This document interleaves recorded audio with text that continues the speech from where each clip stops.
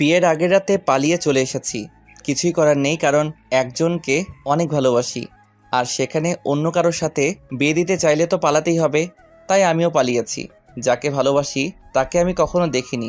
অনেকবার ঠিক করেছি দেখা করব, কিন্তু কোনো না কোনো কারণে দেখা করাটা হয়ে ওঠেনি। তাই তাকে না দেখে ভালোবেসে যাচ্ছি। আর আজকে আমার বিয়ের কথা শুনে সে পাগল হয়ে যাচ্ছে।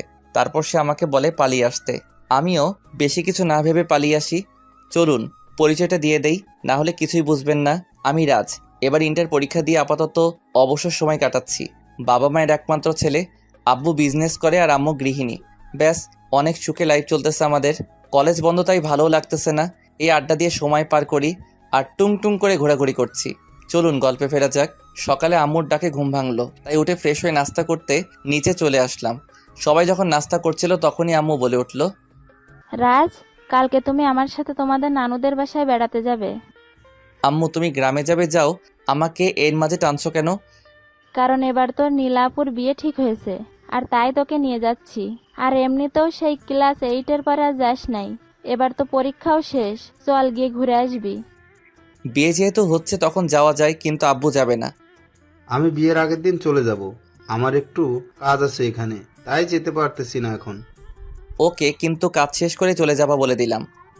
ওকে। আচ্ছা, ওইখানে গেলে সবাই আমাকে চিনবে তো, নাকি আনপাবলিক ভেবে বের করে দিবে? দূর পাগল, ওরা তোকে ঠিকই চিনবে, আর আমি আছি না। হুম। তারপর খাওয়া দাওয়া শেষ করে উপরে চলে আসলাম। উপরে এসে মোবাইলটা হাতে নিতেই দেখি রিয়া ফোন দিয়ে রেখেছে। তাই আর দেরি না করে কল ব্যাক করি। রিং হবার পরেই ধরে রিয়া। কি হলো? কোথায় চলে গিয়েছিলে? ব্রেকফাস্ট করতে। ও আচ্ছা, তুমি কি আমার সাথে দেখা করবে না? হুম। বলো কবে করতে চাও? পরশুদিন সকালে। সরি, আমি তো কালকে গ্রামে চলে যাব, তাই দেখা করতে পারবো না। সপ্তাহখানেক পরে একটা সময় বলো, তখন দেখা করতে পারবো। তুমি যে গ্রামে যাবে এটা আমাকে আগে বলনি কেন? আরে আজকে সকালেই তো নাস্তা করার সময় বললো, তাই এখন বলতেছি। আচ্ছা ঠিক আছে, যাও। তবে ওইখানে গিয়ে আবার আমাকে ভুলে যেও না। তোমার থেকে সুন্দর মেয়ে পেলে তোমাকে তো ভুলে যাবই। চুপ শায়দা। আমার থেকে হয়তো সুন্দর পাবে, কিন্তু কেউ আমার মতো ভালোবাসবে না, এটা মনে রেখো। ওকে, আচ্ছা ভালো থেকো। আমার অন্য একটা গপ ফোন দিতেছে, ওর সাথে কথা বলে নেই। রিয়াকে রাগাতে বললাম। শয়তান একটা। ওকে, তোমার জিএফ এর সাথে কথা বলা শেষ করো, বাই। তারপর রিয়া ফোনটা রেখে দিল। রিয়া বুঝে গেছে আমি তাকে এসব রাগানোর জন্য বলি। এইভাবে দিনটা কেটে গেল। সকালে আম্মুর ডাকে ঘুম ভাঙে আমার, তাই জিজ্ঞাসা করলাম, কি হয়েছে আম্মু? ওই, তোকে না বললাম আজকে তোদের নানুদের বাসায় যাব, তাও কেন দেরি করে ঘুমাচ্ছিস? আচ্ছা তুমি যাও, আমি ফ্রেশ হয়ে আসতেছি। ওকে। বলেই আম্মু চলে গেল। তারপর উঠে চলে গেলাম ফ্রেশ হতে। ফ্রেশ হয়ে এসে মোবাইলটা হাতে নিয়ে দেখি রিয়ার 5টা মিসড কল এসে রয়েছে। তাই সাথে সাথে কল ব্যাক করলাম। রিয়া ফোন ধরতেই বলে উঠলাম, সরি, ঘুমাচ্ছিলাম তাই ফোনটা ধরতে পারি নাই। বিয়েটা করে বাসায় এসে নেই, তারপর এত বেলা করে ঘুমানো বের করব। আপনি বউ হওয়ার স্বপ্ন দেখতে থাকেন, আমি এদিকে গ্রাম থেকে ঘুরে আসি, কেমন? আচ্ছা, আমাকেও সাথে নিয়ে চলো না প্লিজ রাজ। তুমি বাসায় চলে আসো, তুমি আর আম্মু মিলে চলে যাব। আমি যদি আসি তাহলে তুমি কি পরিচয় দেবে আমার তোমার আম্মুর কাছে? বলবো যে আমার ফ্রেন্ড, আর তুমি আমাদের সাথে যাবে। আমি তোমার কি লাগে, ফ্রেন্ড? তাহলে তোমার গার্লফ্রেন্ডটাকে শুনি। আরে তুমি তো আমার গার্লফ্রেন্ড, কিন্তু আম্মুকে কিভাবে বলবো গার্লফ্রেন্ড? তাই ফ্রেন্ড বলে চালিয়ে দেই। বিয়ের বয়স হলে না হয় পরে সব খুলে বলবো। ঠিক আছে, তাহলে তখনই আমি আব্বু আম্মুর সামনে যাব। এখন যাওয়া লাগবে না আমার গ্রামে। ওকে, তাহলে ভালো থেকো। কুত্তা, বিড়াল, হনুমান। আরও কিছু গালি দিয়ে ফোনটা রেখে দিল। আমিও সব কিছু গুছিয়ে ব্যাগে নিয়ে রেডি হয়ে গেলাম। তারপর আর কি, গাড়ি নিয়ে রেডি হয়ে রওনা দিলাম গ্রামে। পৌঁছাতে প্রায় বিকেল শেষ হয়ে সন্ধ্যা হয়ে এলো প্রায়। বাড়িতে গিয়ে সবার সাথে সাক্ষাৎ শেষ করব বলে ঠিক করলাম, কিন্তু আমার সাথে কেউ কথাই বলছে না। শুধু আম্মুর সাথে সবাই কথা বলতেছে। হঠাৎ একটা মেয়ে এসে আমাকে একটা রুম দেখিয়ে দিল। ব্যাগ রেখে একটু জিরাতে বসলাম। তখনই নীলা আপু আসলো। কি রে রাজ, কি খবর তোর? এই তো ভালো আপু। তুই তো অনেক বড় হয়ে গেছিস। কিছুটা। কিন্তু আমি আসার পর কেউ কোনো কথা বললো না কেন আমার সাথে? আরে তুই কত বছর ধরে আসিস না, তাই সবাই তোর উপরে অভিমান করে আছে। তুই তোর মামার একমাত্র ভাগ্নে, তাও যদি না আসিস তাহলে তো রাগ করবই, তাই না? ও তাহলে এই কথা। ঠিক আছে, সবাইকে বলে দিও আমার খাবার রুমে পাঠিয়ে দিতে। আমি আর রুম থেকে বেরোবো না, ওনাদের সাথে কথাও বলবো না। বোকা, যা গিয়ে সবার সাথে একবার কথা বলে দেখ, সবার অভিমান ভেঙে যাবে। আরে চিন্তা করো না, আমি সবকিছু ঠিক করে দিব। ওকে, তুই রেস্ট কর, আমি যাই। ওকে। তারপর আপু রুম থেকে চলে গেল। আমি আবার বসে গেলাম খাটে। মোবাইলে রিয়াকে টেক্সট করে জানিয়ে দিলাম আমি পৌঁছে গেছি, না হলে আবার আর চিন্তা করবে। হঠাৎ কে যেন দরজা দিয়ে ঢুকলো। রুমে তাকিয়ে দেখি এটার কেউ না, ছোট মামার ছোট মেয়ে জয়া। জয়া দেখতে একদম পরীর মতো, কিন্তু আমার কাছে ও সারা জীবন ফাজিল হয়ে থাকবে। আমার হাতে কামড় দিয়েছিল ছোটবেলায়, আমার এটা এখনো মনে আছে। জয়া আমার থেকে 16 ঘন্টার বড়, আমার ক্লাসমেট জয়া। জয়া আর আমার মাঝে সম্পর্কটা হলো সাপ আর নেউলের মতো। জয়াকে দেখা মাত্রই চেহারার সব হাসি খুশি উড়ে গেল আমার। জয়া এদিকে আমার দিকে কিছুক্ষণ তাকিয়ে থেকে হঠাৎ একটা ভাব নিয়ে বলতে শুরু করলো, কি রে ফকিন্নি, তুই চলে এসেছিস? তুই তো হাতে পায়ে ভালোই লম্বা হয়েছিস। তো তোর কি, যা এখান থেকে ভাগ, আর সপ্তাহের ভিতর যেন তোর মুখ না দেখি। আমার বাসায় এসেই আমাকে তাড়িয়ে দিবি? বাহ, কি চমৎকার বাণী বললি রে তুই। আর একটা কথা, আমি না তোর থেকে বড়? তাহলে তুই আমাকে তুই তুকারি করছিস কেন? তাহলে আপনাকে কি বলে ডাকবো? আপনি বা আপু? তার থেকে ভালো তোকে নাগিন বলে ডাকি। আমি শুনেছি জয়া নাকি নাগিন ড্যান্স করে বাসায়। ব্যাস, রাজের কথা শুনে জয়া তেলে বেগুনে জ্বলে উঠল। সুন্দরী মেয়ের চেহারা এমনিতেও হালকা, একটু রাগলেই লাল হয়ে যায়। জয়ারও তাই হয়েছে। জয়াকে আর একটু রাগিয়ে দিতে ও লাল চেহারা দেখে বলে উঠলাম, এই তো নাগিনের রূপটা বাহিরে আসতেছে। গুড, নাগিন গান ধরবো নাকি আমি? জয়া আমার কথা শুনে এবার রাগের চরম পর্যায়ে চলে যায়। জয়া আর কিছু না বলে রুম থেকে বেরিয়ে গেল। আমি একটা শান্তির নিঃশ্বাস নিয়ে বসে পড়লাম। কিছুক্ষণ পর গিয়ে আমি ফ্রেশ হয়ে এসে বসেছিলাম রুমে ভালো লাগছিল না, তাই আমি রুম থেকে বেরিয়ে ড্রয়িং রুমে গেলাম। এসে দেখি আম্মু বসে বসে টিভি দেখতেছে আর নানু রাতের খাবার রেডি করতেছে, আর নানুকে দুই মামি হেল্প করতেছে। আমি গিয়ে আম্মুর পাশে বসে টিভি দেখতে লাগলাম। হঠাৎ আমি নানুকে দেখিয়ে বলে উঠলাম, আচ্ছা আম্মু, আমার কেন জানি মনে হয় এই বৃদ্ধ মহিলাটাকে কোথায় যেন দেখেছি। এই মহিলাটা কি যেন লাগে আমার। কথাটা বলার পরে নানুর আগে একটা ভাবনি আমার কাছে আসলো। তারপর আর কিছু না বলে আমার কান ধরে দিল মোচড়। তারপর বলতে লাগলো, আমি কি লাগি মনে নেই তোর? শয়তান, থাকবেই বা কেমন করে? 6-7 বছর পরে আমাদের যে দেখতে এসেছিস। এবার উঠে নানুকে জড়িয়ে ধরলাম আর বললাম, তোমাকে কি করে ভুলে যাই বুড়ি? আমার সাথে কথা বলানোর জন্য এটা বলেছি। সরি, এতদিন বিজি ছিলাম তাই আসতে পারি নাই। শয়তান, মানুষ হবি না। বলে নানু জড়িয়ে ধরলো।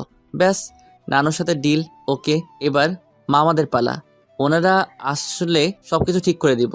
তাই আমি বসে টিভি দেখতে লাগলাম। তখনই জয়া হুট করে কোথা থেকে যেন এসে বসলো। কিরে পেতনি, কোথা থেকে আসলি? তোকে কেন বলতে যাব? আর তুই এখনো এই বাড়িতে কি করিস? তোকে না বলেছি তুই চলে যাবি? তুই বললেই হলো আর আমি চলে যাব? বেশি বকবক করলে তোকে বাসা থেকে বের করে দিব। আমার সে ক্ষমতা আছে, তুই জানিস। শয়তান, রাখ, তোকে একটা উচিত শিক্ষা দেব। যা পারলে দিস। তারপর জয়া চিমটি কেটে উঠে দৌড় দেয়। আমি কিছু না বলে চুপ করে সহ্য করে নিলাম। তারপর মামারা আসলে ওনাদেরকে মানিয়ে ফেললাম। তারপর রাতে খাওয়া দাওয়া করে দিলাম, একটা ঘুম। সকালে উঠে দেখি জয়া আমার বিছানার পাশে বসে আছে। হালকা একটু ভয় পেয়ে যাই। তারপরও নিজেকে সামনে নিয়ে বললাম, কি হলো, তুই এখানে বসে আছিস কেন? জয়া আর কিছু না বলে হাসতে লাগলো। কিছুটা অবাক হয়ে গেলাম ওর এমন আচরণ দেখে, তাই আবার জিজ্ঞেস করলাম, কি হলো, এইভাবে তাকিয়ে হাসতেছিস কেন? জয়া কিছু না বলে ওর ফোন থেকে কিছু একটা বের করে আমার দিকে মোবাইলটা দেখালো। মোবাইলের দিকে তাকিয়ে আমি হতবাক হয়ে গেলাম, কারণ মোবাইলে আমি যে হাত পা ছড়িয়ে ঘুমিয়েছিলাম তার উপরে মুখ কিছুটা হা হয়েছিল। এমন সময় জয়া বলে উঠল, এইগুলো বাসার সবাইকে দেখাবো আর ফেসবুকে পোস্ট করে দেব, কি বলিস? বুঝলাম, ব্ল্যাকমেইল করার জন্য তুলেছে এগুলো। ওর কথা মতো চলতে হবে, না হলে সত্যি ফাঁস করে দিবে সবকিছু। তাই নরম গলায় বললাম, জয়া, আমি তোর তো কোনো ক্ষতি করি নাই, তাহলে তুই এগুলো কেন পোস্ট করবি বা কাউকে দেখাবি বল? এই তো বুঝেছিস, তুই অনেক চালাক রে, তাই তোকে লাইনে আনতে এগুলো করেছি। আমি তো এমনি লাইনে। শোন, এখন থেকে আমার কথা না শুনলে এগুলো ভাইরাল করে দেব, বুঝলি? না, তোর কথা মতোই চলবো আমি। এখন আয়, মার্কেটে যাব আমি তোকে নিয়ে। কেন? শপিং করতে যাব আমি তোকে নিয়ে, এখন ওর তাড়াতাড়ি। যা, তুই আসতেছি। আরেকটা কথা, এখন থেকে আপনি করে বলবি, কিন্তু আপু ডাকতে পারবি না, শুধু আপনি। ওকে।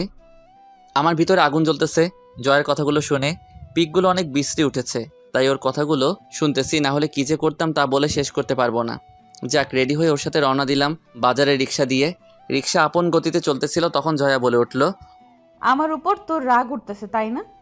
আরে না, রাগ উঠবে কেন? কি বলেন এসব আপনি? মিথ্যা বলা বন্ধ কর। আর শোন, যতদিন আছিস আমার কথা মতো চলবি, তাহলে সবগুলো পিক ডিলিট করে দিব। মনে মনে বললাম, সুযোগ পাই একটা, আমি নিজে ডিলিট করে দিব, তারপর তোকে দেখাবো মজা কাকে বলে। এসব ভাবতে ভাবতে চলতেছি, হঠাৎ একটা ছেলে রিক্সাটা থামিয়ে দিল। আমি কিছুটা অবাক হয়ে গেলাম, কিন্তু জয়ার দিকে তাকিয়ে দেখি জয়া কেমন জানি একটা বিরক্তিকর ভাব নিয়ে ছেলেটার দিকে তাকালো। তখনই ছেলেটা বলে উঠল, জয়া, ছেলেটা কে? ওর নাম রাজ, আমার বয়ফ্রেন্ড। জয়ার কথা শুনে আমার মনে হলো আমি হার্ট ফেল করব। কি বলল মেয়েটা? আমি স্বপ্ন দেখতেছি নাকি? আমি চোখ বড় বড় করে জয়ের দিকে তাকালাম। কি? কানে কম শুনিস নাকি? তোকে আমার বয়ফ্রেন্ডের কথা বলেছিলাম না, এটা হলো আমার বয়ফ্রেন্ড।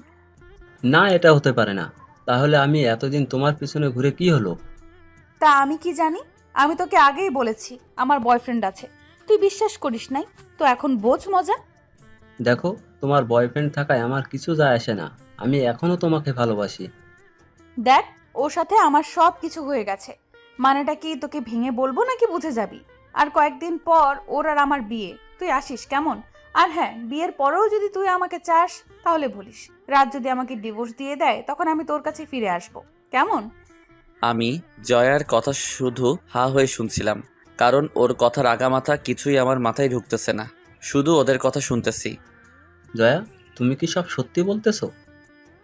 আর রিক্সাটা ছাড়, এবার রাজকে নিয়ে হোটেলে যাচ্ছি, দিনটা কাটিয়ে বিকেলে ফিরবো। ছেলেটা আর কিছু না বলে সাইড হয়ে দাঁড়িয়ে গেল। রিক্সা আবার চলতে শুরু করলো।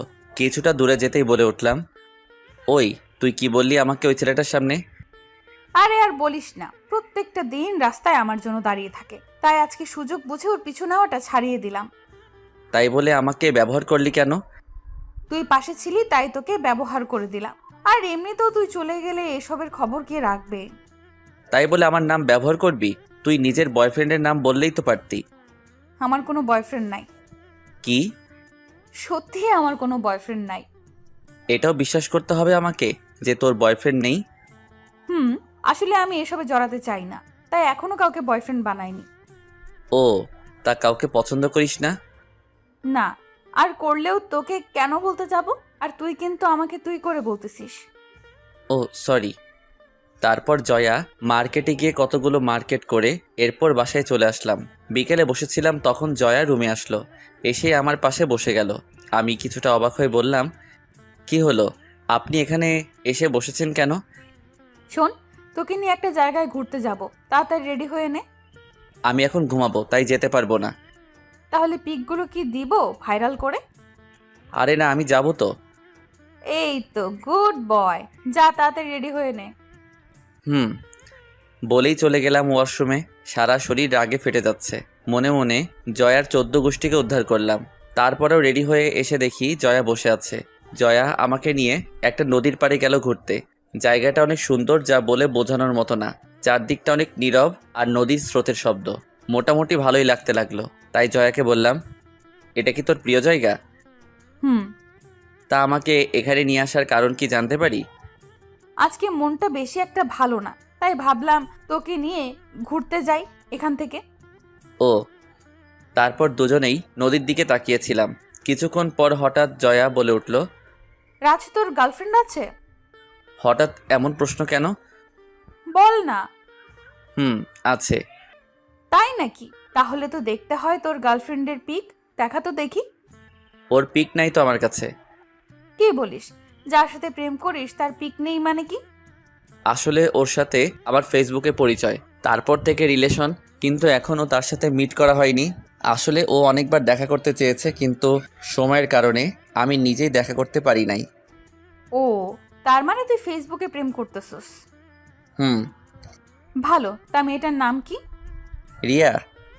ও আচ্ছা, তুই আমার ওই পিকগুলো ডিলিট করে দে প্লিজ।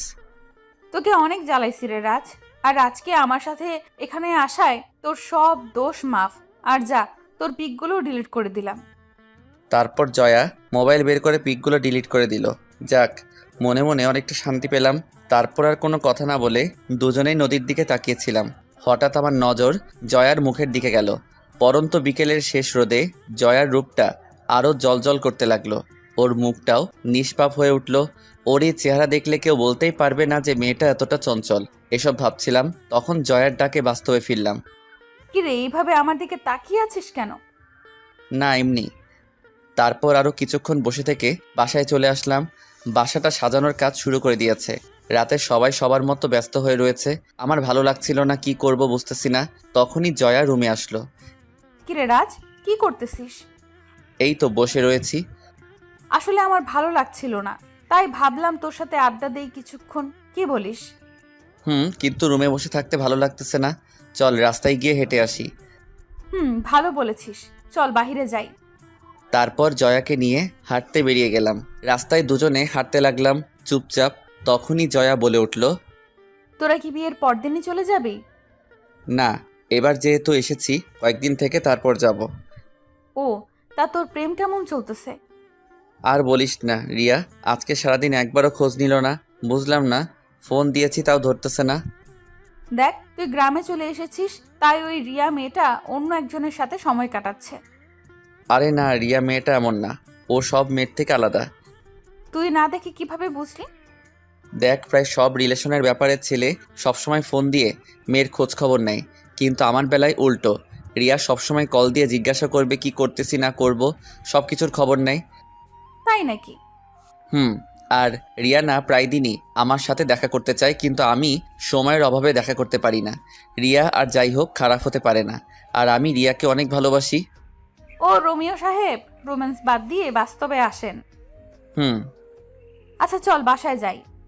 কেন, কাজ আছে নাকি? না, তবে খাওয়ার সময় হয়ে গেছে। ও, চলো। তারপর বাসার দিকে হাঁটতে লাগলাম। কি যেন মনে করে জয়াকে ডাক দিলাম। জয়া পিছনে ফিরে তাকালো। কি বলবি? হুম বল, কি বলবি? ভাবতেছি তোর সাথে আর ঝগড়া করব না। কেন? ভাবতাম ছোটবেলার মতো খারাপ আছিস তুই, কিন্তু না, তুই বদলে গেছিস। তাই ভাবতেছি আর ঝগড়া করব না। ওকে। তাহলে চল আমরা আজ থেকে ফ্রেন্ডশিপ করে ফেলি। জয়া কিছু না বলে কি যেন ভাবতে লাগলো। কিছুক্ষণ ভেবে বলল, করতে পারি, তবে একটা শর্ত আছে। বল শুনি, কি শর্ত? ফ্রেন্ড হতে পারি যদি আমার সব কথা তুই শুনিস। আমি যেখানে যেতে বলবো তুই যাবি, যা করতে বলবো তা করবি। তাহলে আমারও একটা শর্ত আছে। তোর আবার কি শর্ত? আমাকে প্যারা দিতে পারবি না, ওকে? আর ওই দিনের মতো বৃষ্টির ছবি আর তুলবি না। ওকে। ব্যাস। জয়া হেসে হাত বাড়িয়ে দিল, আর আমি হ্যান্ডশেক করে নিলাম। তারপর রওনা দিলাম বাসার দিকে। বাসায় এসে খাওয়া দাওয়া করে ঘুমিয়ে গেলাম। সকালে মুখে পানি ছিটানোর পর ঘুম ভাঙলো। তাকিয়ে দেখি জয়া সামনে দাঁড়িয়ে আছে পানির গ্লাস নিয়ে। কি হলো, পানি ছিটালি কেন? এত বেলা করে কেউ ঘুমায়? তাই বলে পানি ছিটাবি? ডাকলেই তো উঠে যেতাম। ডাকলে উঠতেছি, একটু পরে উঠবো এসব বলতি, কিন্তু পানি ছিটিয়ে দিয়েছি, একেবারে উঠে বসেছিস। আচ্ছা, দরজা লাগানো ছিল, তুই ভিতরে আসলি কিভাবে? তুই আসার আগে এটা আমার রুম ছিল, তুই আসায় তোকে থাকতে দিয়েছি, তাই আমার রুম বাহির থেকে কিভাবে খুলতে হয় তা তো আমি জানবই। তাই তো বলি, এরকম নোংরা রুমটা কার হতে পারে? এটা নোংরা রুম? তাহলে বাকি রুমগুলো কি? কমপক্ষে এটার থেকে ভালো। তাহলে যা গিয়ে গরুর ঘরে থাক, ওইখানটা পরিষ্কার পাবি। হ্যাঁ, বেড়াতে এসেছি বলে এখন তো খোটা দিবি। চুপ, বক বক না করে নাস্তা করতে আয়, আম্মু তোকে ডাকতে পাঠিয়েছে আমাকে। তুই যা, আমি আসতেছি। আর চুলগুলো এমনভাবে এলোমেলো করে রেখেছিস কেন? এমনি। আগে গিয়ে এগুলো ঠিক করে আয়, আর মামিকে বলবি নাস্তা রুমে পাঠিয়ে দিতে। চুপচাপ আয়, না হলে মারবো ধরে। তোর জন্য আমি এখনো খাইনি। কি, আমার জন্য খাস নাই মানে? ভাবতেছি তোর সাথে একসাথে খাবো। আচ্ছা তুই যা, আমি আসতেছি। ওকে। বলেই জয়া চলে গেল। তারপর আমি উঠে ফ্রেশ হয়ে গিয়ে নাস্তা করে নিলাম। রাতে গায়ে হলুদের অনুষ্ঠান হবে, তাই সবাই সাজাতে ব্যস্ত হয়ে আছে, আর আমিও সবার কাজগুলো ঘুরে ঘুরে দেখতে লাগলাম। সন্ধ্যায় রেডি হয়ে গিয়ে সবার মতো আমিও এক জায়গায় বসেছিলাম। তখনই মোবাইলের একটা কল আসলো। তাকিয়ে দেখি রিয়া কল দিয়েছে, তাই তাড়াতাড়ি রিসিভ করলাম। কেমন আছো রাজ?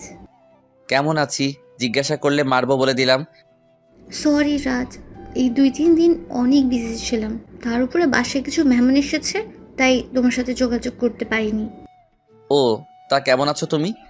ভালো, তুমি কেমন আছো? এতক্ষণে ভালো হয়েছি। হুম। তা গ্রামে গিয়ে কি নতুন কাউকে পেয়ে গেলে নাকি? তোমার কি মনে হয়? আমি যাকে ভালোবাসি সে আমাকে ছাড়া অন্য কারোর প্রতি মুগ্ধ হতেই পারে না। তাহলে জিজ্ঞেস করলে কেন?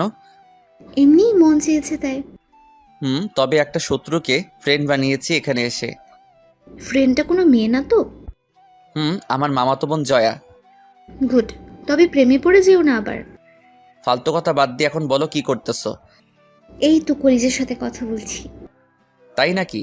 থাক, এত রোমান্টিক হওয়ার দরকার নেই। আপনি একটু অপেক্ষা করেন, ঢাকায় এসে এবার সবার আগে আপনার সাথে দেখা করব।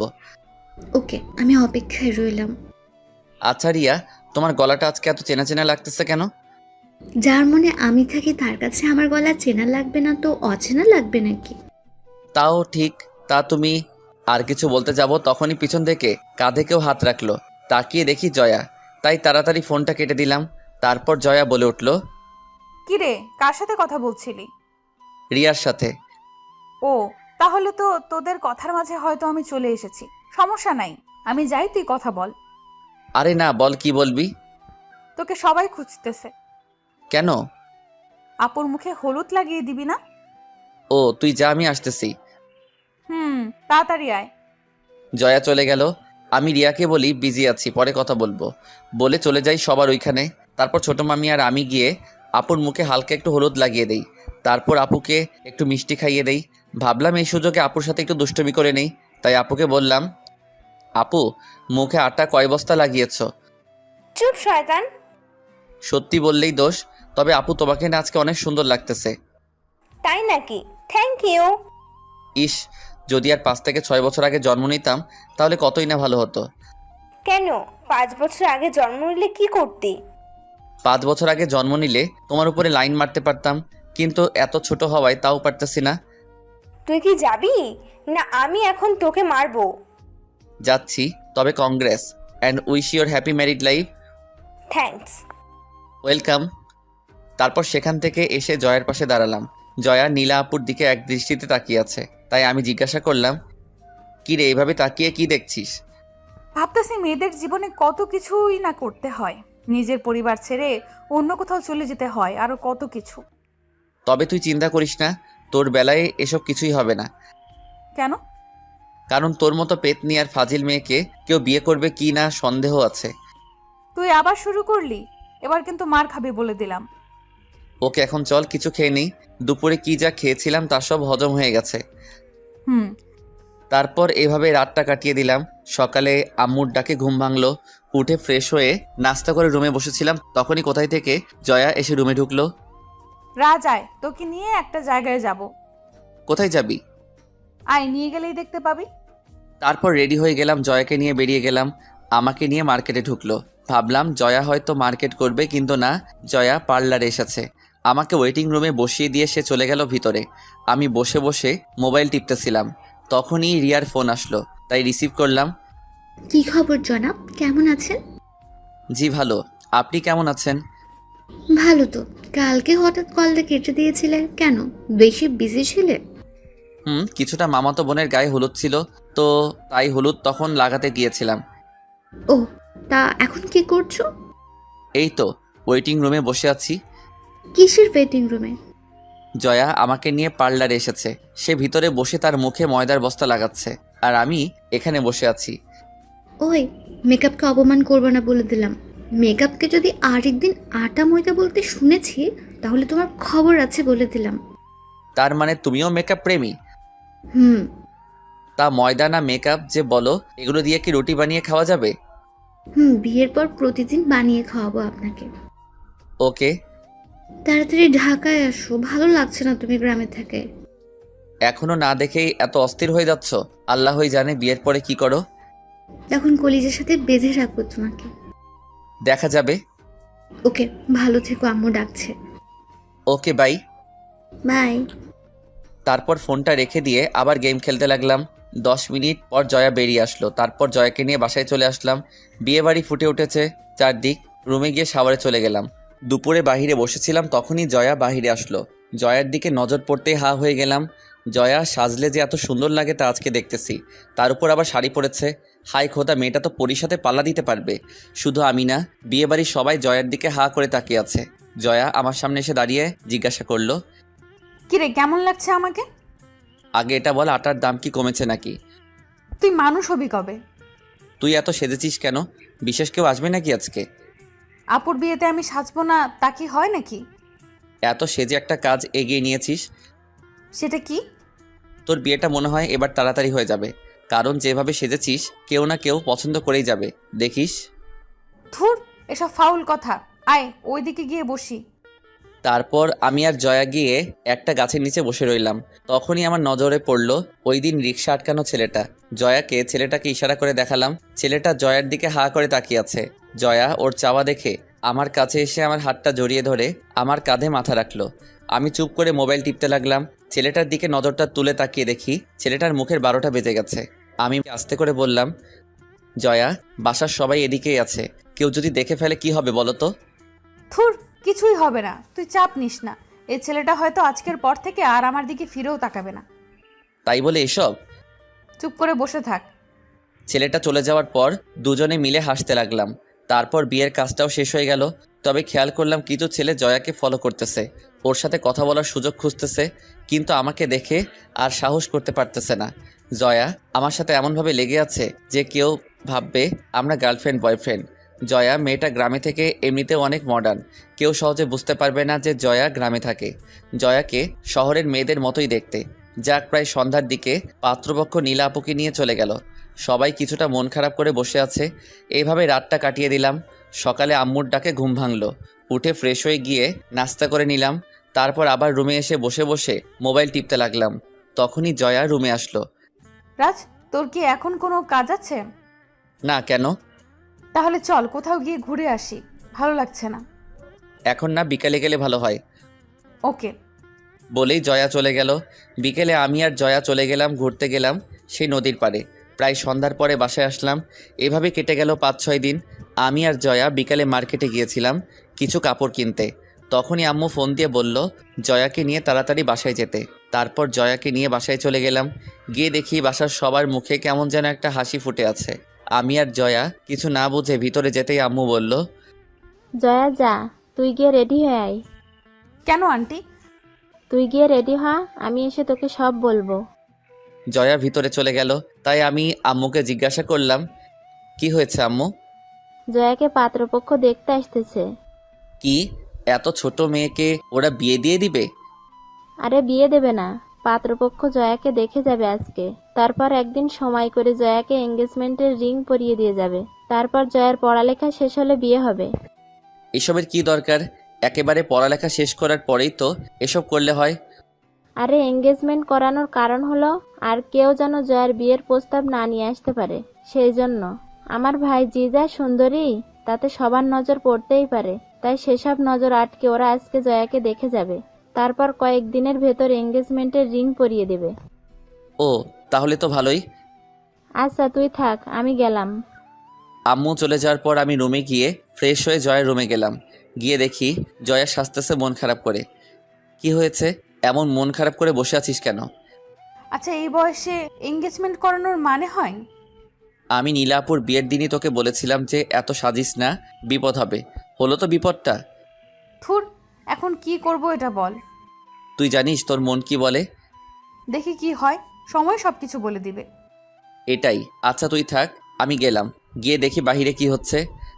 তারপর বাহিরে এসে দেখি সবাই নাস্তা তৈরি করতেছে পাত্রপক্ষের জন্য।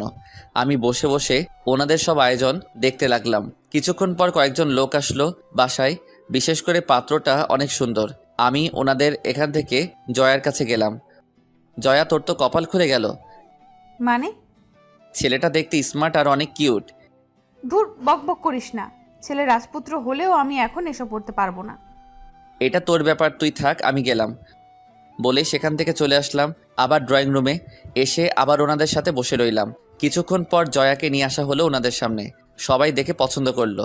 যাক, পছন্দ হয়েছে এটা শুনেই খুশি হলাম। ওনারা বাসায় গিয়ে এঙ্গেজমেন্টের তারিখ জানিয়ে দিবে বলে ওনারা চলে যায়। জয়া নিজের রুমে চলে যায় আর আমি নিজের রুমে। রাতে খাওয়া দাওয়া শেষ করে বসেছিলাম, তখনই জয়া রুমে আসলো। মুখটা ভার করে আছে, তাই জিজ্ঞাসা করলাম, কি রে, কি হয়েছে, এমন মুখ করে আছিস কেন? ওইটা নিয়েই। ও, আরে সমস্যা কোথায়? এখন তো ব্যাস এঙ্গেজমেন্ট করে রাখবে, তোর যখন মন চাইবে তুই বিয়ে করে ফেলবি। আর ছেলেও তো দেখতে কত সুন্দর। জয়া কিছু না বলে রুমে চলে গেল। আমিও আর বেশি রাত না জেগে ঘুমিয়ে গেলাম। সকালে আম্মুর ডাকে ঘুম ভাঙলো। উঠে ফ্রেশ হয়ে নাস্তা করে নিলাম। তারপর জয়ার সাথে ড্রয়িং রুমে বসে কথা বলতে লাগলাম। হঠাৎ খেয়াল করলাম ছোট মামা রুম থেকে বেরিয়ে আসলো।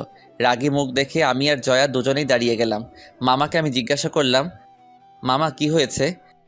মামা কোনো কথা না বলে ঠাস করে জয়ার আর আমার গালে চর বসিয়ে দেয় দুইটা। আমি আর জয়া অবাক হয়ে তাকিয়ে আছি মামার দিকে। কেন চর মেরেছে এসবের কিছুই বুঝতেছি না।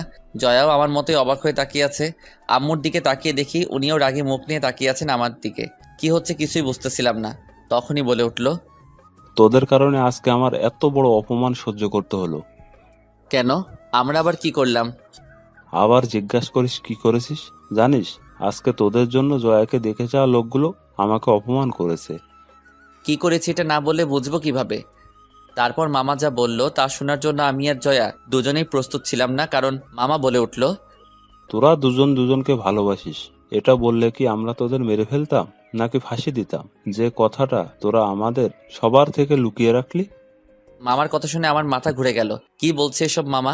জয়ের দিকে তাকিয়ে দেখি জয়াও সেম ভাবে শকড খেয়েছে মামার কথায়। তখনই মামা আবার বলে উঠল, তোরা তোদের পার্সোনাল লাইফে কি করেছিস তা আমরা কেউ জানি না, অথচ বাইরের একটা ছেলে সারা গ্রাম ছড়াচ্ছে কথাটা। কে কি বলে বেড়াচ্ছে আমাদের নামে? কেন তুই রিয়াদকে বলিসনি যে তোদের মাঝে কি হয়েছে? না হলে সেটা রিয়াদ জানলো কিভাবে? বুঝলাম না এখানে মামা কি বলছে। সব আমার মাথার উপর দিয়ে যাচ্ছে। তাই জিজ্ঞাসা করলাম, মামা এই রিয়ারটা কে? তোরা তাকে তোদের লাইফে কি হয়েছে না হয়েছে এসব সব বলে এসেছিস। আমি এবারও কিছু না বুঝে জয়ের দিকে জিজ্ঞাসার দৃষ্টিতে তাকাতেই জয়া বলে উঠল, রিয়াদ হলো ওই দিন আমাদের রিকশায় যে আটকে ছিল, সে হলো রিয়াদ। এবার মাথায় হালকা কিছু ঢুকেছে, কিন্তু এসবের সাথে জয়াকে দেখতে আসা লোকগুলোর কি সম্পর্ক এসব ভাবতে লাগলাম। তখনই মামা বলে উঠল, ওই ছেলেটা জয়াকে দেখতে আসা লোকগুলোকে উল্টো পাল্টা বলে দিয়েছে, আর ওরা আমাকে অনেক কথা শুনিয়েছে। তোদের এসবের কি দরকার ছিল? আমাদের বললে কি আমরা তোদের মেনে নিতাম না? আর ওই ছেলেটা সারা গ্রাম জয়ার নামে বদনাম ছড়াচ্ছে। মামা আপনি। আমি আর কিছু বলার আগেই মামা তার রুমে চলে গেল। আস্তে আস্তে সবাই নিজের রুমে চলে গেল। এখন ড্রয়িং রুমে আমি আর জয়া দাঁড়িয়ে আছি। জয়াও কান্না করতে করতে তার রুমে চলে গেল। তারপর আমিও নিজের রুমে গিয়ে কিছুক্ষণ আগের সব কথাগুলো নিজের মনে গোছাতে লাগলাম। তারপর ভাবলাম এখন রিয়ার সাথে কথা বলে মনটা হালকা করি। এই ভেবে রিয়ার নাম্বারে কল দিতে দেখি রিয়া আমাকে ব্লক লিস্টে ফেলে দিয়েছে। আমি বেশি কিছু না ভেবে মেসেঞ্জারে গেলাম নক দেওয়ার জন্য, কিন্তু ওর আইডি খুঁজে পেলাম না। তারপর ফেসবুকে গিয়ে ওর আইডি খুঁজে পাচ্ছি না। বুঝতে বাকি রইল না রিয়া তার আইডি ডিসেবল করে দিয়েছে। টুইটার, ইমো সহ সব ইন্টারনেট ওয়েবসাইট থেকে রিয়া আমাকে ব্লক করে দিয়েছে। মাথাটাও এবার কাজ করা বন্ধ করে দিয়েছে। রিয়া হঠাৎ এমন করলো কেন এটাই ভেবে পাচ্ছি না। মামার ঘটনাটা বাদ দিয়ে এবার রিয়ার এমন আচরণ দেখে আমি অবাক হয়ে গেলাম। আর কিছু ভাবতে পারছি না আমি। মাথা ব্যথা করতেছে আমার। তাই ওষুধ খেয়ে শুয়ে রইলাম আমি। প্রায় 1 ঘন্টা পর আম্মু, আব্বু, বড় মামা, ছোট মামা সহ কম বেশি সবাই আমার রুমে আসলো। আমিও উঠে বসলাম। সবাইকে দেখে সবাই এসে আমার আশেপাশে বসলো। তখন বড় মামা বলে উঠল, রাজ, তুই যে জয়াকে ভালোবাসিস এটা আমাকে বা তোর ছোট মামা অথবা তোর আব্বু আম্মুকে বললে কি তোদের কোনো ক্ষতি হতো নাকি? আমরা বলতাম যে তোরা এমন কিছু করিস না, তোদের ভালো খারাপ বোঝার বয়স হয়েছে, তাই হয়তো তোরা দুজন দুজনকে ভালোবেসে ফেলেছিস। আমি ওনার কথার আগা মাথা কিছুই বুঝলাম না। তাই জিজ্ঞাসা করলাম, মানে কি মামা? এবার আমার ভাতিজিকে তোমার হাতে তুলে দেওয়ার সময় হয়ে এসেছে, তাই তৈরি হয়ে নাও বিয়ে করার জন্য। কি? বড় একটা শক খেলাম ওনাদের কথা শুনে। কি না, জি, আগামী শুক্রবার তোমাদের দুজনকে সারা জীবনের জন্য এক করে দেয়া হবে। আমি মামার কথা শুনে আম্মু আব্বুর দিকে তাকিয়ে দেখি ওনারাও খুশি মনে বিয়েটা করাতে চাই। আমি জিম মেরে মামার কথাগুলো ভাবতে লাগলাম। সবাই নিজের মতো চলে গেল। সবার শেষে আব্বু আম্মু যাওয়ার সময় আমি ওনাদের ডাক দিয়ে আমার রুমে বসতে বলি। আব্বু জিজ্ঞাসা করলো, কিরে কি হয়েছে তোর? তোমরা সবাই কি শুরু করেছো? আমি জয়াকে ভালোবাসি, এটা তোমাদের কে বলেছে? মানে? আম্মু, আমি অন্য কাউকে ভালোবাসি। জয়া হলো আমার ফ্রেন্ড, আর তোমরা আমাকে না জানিয়েই আমার বিবাহ ঠিক করে ফেলেছো। এটা কোন ধরনের কথা? তাহলে ওই ছেলেটা যে এসব কথা বললো? আসলে আব্বু ওই দিন। তারপর তাদের সবকিছু খুলে বললাম। আব্বু আম্মু আমার কথা শুনে হাঁ করে তাকিয়ে আছে। কি বলবে হয়তো বুঝতেছে না। অবশেষে আব্বু বলে উঠল, বুঝলাম, কিন্তু তুই যে মেয়েটাকে পছন্দ করিস সে কে? তার নাম রিয়া। তো কোথায় থাকে, কি করে? কোথায় থাকে তা জানি না, তবে এবার সে নাকি ইন্টার পরীক্ষা দিয়েছে। কোথায় থেকে জানিস না মানে? আচ্ছা, মেয়েটার একটা ফটো দেখা। ফটো তো নেই আমার কাছে আম্মু। আচ্ছা, মেয়েটাকে একটা কল দে, আমি কথা বলবো মেয়েটার সাথে। ফোনটা হাতে নিতেই মনে পড়ল রিয়ার সাথে যোগাযোগ করার সব রাস্তা বন্ধ। কি করব এখন? তখন আম্মু বলে উঠল, কি হলো, কল দিচ্ছিস না কেন? আম্মু, রিয়ার সাথে কোনো যোগাযোগ করতে পারতেছি না। সোশ্যাল সাইট থেকে ব্লক করে দিয়েছে আমাকে। তাহলে ওর বাসার নাম্বারে কল দে। ওর বাসার নাম্বার তো নেই। মানে কি? আচ্ছা, তুই ওই রিয়া মেয়েটাকে দেখেছিস তো নাকি? রিয়ার সাথে এখনো দেখা করা হয়নি, এমনি ফোনে কথা হতো আর চ্যাটিং। রাজ, তুই কি আমাদের সাথে মজা করা শুরু করেছিস নাকি? আম্মু, তোমার সাথে মজা করতে যাব কেন? আমি সিরিয়াস। আচ্ছা, মানলাম তুই ওই মেয়েটাকে পছন্দ করিস, কিন্তু ওই মেয়েটার সাথে তোর কোনো যোগাযোগ নেই, এমনকি তাকে তুই কখনো দেখিসনি। তাহলে তুই আমাদের একটা প্রমাণ দে যে ওই মেয়েটাও তোকে ভালোবাসে। আম্মু, তুমি এই বিয়েটা বন্ধ করো, আমি বাকিটা দেখতেছি। আম্মু আব্বু আর কোনো কিছু না বলে ভাবনার সাগরে ডুব দিল। অনেকক্ষণ ভেবে হঠাৎ আম্মু বলে উঠল, দেখ রাজ, আমি তোকে সোজা একটা কথা বলি, মাথায় ঢুকিয়ে নে। বলো। এই বিয়ে বন্ধ করে দিতে পারি, একটা শর্তে। বিয়ের যেহেতু আরো 7 দিন বাকি, তাই তুই 3 দিনের মধ্যে রিয়ার সাথে আমার যোগাযোগ করাবি। 3 দিন পার হয়ে গেলে আমি আর তোর কোনো কথা শুনবো না, বলে দিলাম। আব্বু, তুমি একটু বুঝাও আম্মুকে। তোর আব্বু কি বুঝাবে? প্রথমত, তুই যদি ওই মেয়েটাকে দেখতি তাহলে একটা কথা ছিল, তার থেকেও বড় কথা হলো এই পরিবারের মান সম্মান নিয়ে তোরা জেনে হোক বা না জেনে হোক টান দিয়েছিস। এখন তোর কাছে দুটো রাস্তাই খোলা আছে, দেখ তুই কি করবি। 2 রাস্তা মানে? হয়তো 3 দিনের ভিতরে ওই মেয়েটার সাথে আমার কথা বলাবি, না হলে জয়াকেই বিয়ে করতে হবে, বলে দিলাম। আম্মু, তুমি এমন করে আমাকে কথা বলতেছো? কারণ তোরা হয়তো নিজেদের বাঁচাতে মিথ্যাটা বলেছিলি, কিন্তু এখন এটা বংশের মান সম্মানে গিয়ে আটকেছে। তাছাড়া এই বাসার সবাই ওই ছেলেটার কথা বিশ্বাস করে বসে আছে। তুমি গিয়ে ওনাদের বুঝিয়ে বলো। দেখ, ওরা যদি ভাবে এখন আমরা মিথ্যা বলতেছি। আম্মু, জয় নিজেই তো সাক্ষী। আচ্ছা, মানলাম বাসার সবাই মেনে নিল, কিন্তু এই গ্রামের সবাইকে কিভাবে বুঝাবি বল? কাল যদি আবার জয়ার জন্য বিয়ের প্রস্তাব আসে, তাহলে আবার কেউ না কেউ এটা নিয়ে তাদের কাছে বলে দিবে, তখন কি করবি? আম্মু, আমি বুঝতেছি না কি করব। দেখ বাবা, এটা শহর না, এখানে মান সম্মানটা সবার উপরে থাকে, আর এখানে সমাজ নিয়ে চলতে হয়। তাই প্লিজ তুই বিয়েটা করে নে। তোমরা যাও, এখন আমার মাথা ব্যথা করতেছে। আব্বু আম্মু আর কিছু না বলে চলে গেল। আমি দরজা লাগিয়ে দিয়ে এসে ভাবতে লাগলাম, কি হচ্ছে এসব আমার সাথে? কিছুই বুঝতেছি না। ভাববো কোনটা নিয়ে, এটাও বুঝতেছি না।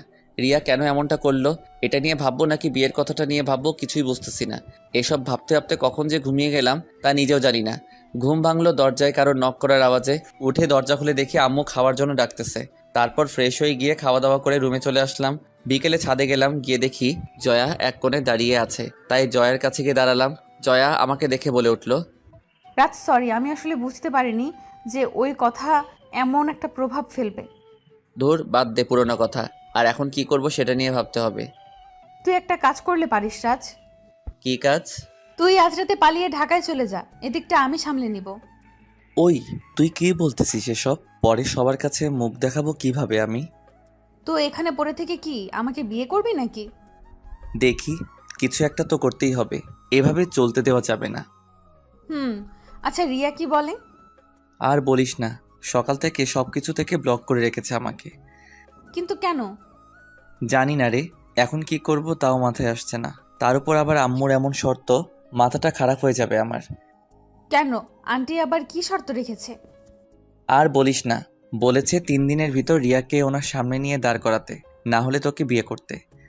জয়া কিছু না বলে চুপ করে রইল। আমিও ভেবে পাচ্ছি না কি করব। সন্ধ্যায় ছাদ থেকে নেমে নিচে নেমে আসলাম। তারপর রাতে খাওয়া দাওয়া করে রুমে চলে আসলাম। ভাবতে লাগলাম কি করা যায়, কিন্তু কোনো উপায়ই পাচ্ছি না।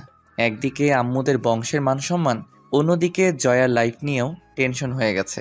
অন্যদিকে রিয়াও এমন সময় বেঁকে বসলো যা বলার মতো না। এখন সামলাবো কত দিকে তা নিজেই ভাবতে পারতেছি না, পালাতেও পারতেছি না। কারণ পালালে মনে করবে জয়ার সাথে সব করে যখন বিয়ের কথা আসলো তখনই পালিয়ে গেছি। এখন গ্রামের মানুষকে কিভাবে বোঝাবো যে আমার মনে আসলে কি? শালার নিজেকে এখন মনে হচ্ছে গালি দিতে। কেন যে গ্রামে আসতে গেলাম তা ভেবে পাই না। বিয়ে দেখতে এসে নিজেই ফেসে গেলাম। হাজারো চিন্তা নিয়ে কখন যে ঘুমিয়ে গেলাম তা নিজেও জানি না। এভাবে কেটে গেল 3 দিন। বিকেলে আম্মু রুমে আসলো। কি রে রাজ, রিয়া মেয়েটার কোনো খোঁজ পেলি? না আম্মু। তাহলে আর কি করবি বল, এখন জয়াকে বিয়েটা করে নে। আম্মু প্লিজ, তুমি কিছু একটা করো। কাল থেকে বিয়ের সব কাজ শুরু হবে, তাই প্লিজ এসব বাদ দিয়ে নর্মাল হয়ে নে, তোর জন্যই ভালো হবে। আম্মুর কথায় রিয়্যাক্ট না করে আগের মতোই বসে রইলাম। যাওয়ার আগে বলে গেল আম্মু, তোর কোনো ফ্রেন্ডকে আসতে বললে বলে দে। তুমি জানো না আমার ফ্রেন্ড কে কে, তুমি নিজেই তো দাওয়াত দিলে পারো। ফ্রেন্ড কি আমার না তোর? তুই জানিস কি করবি।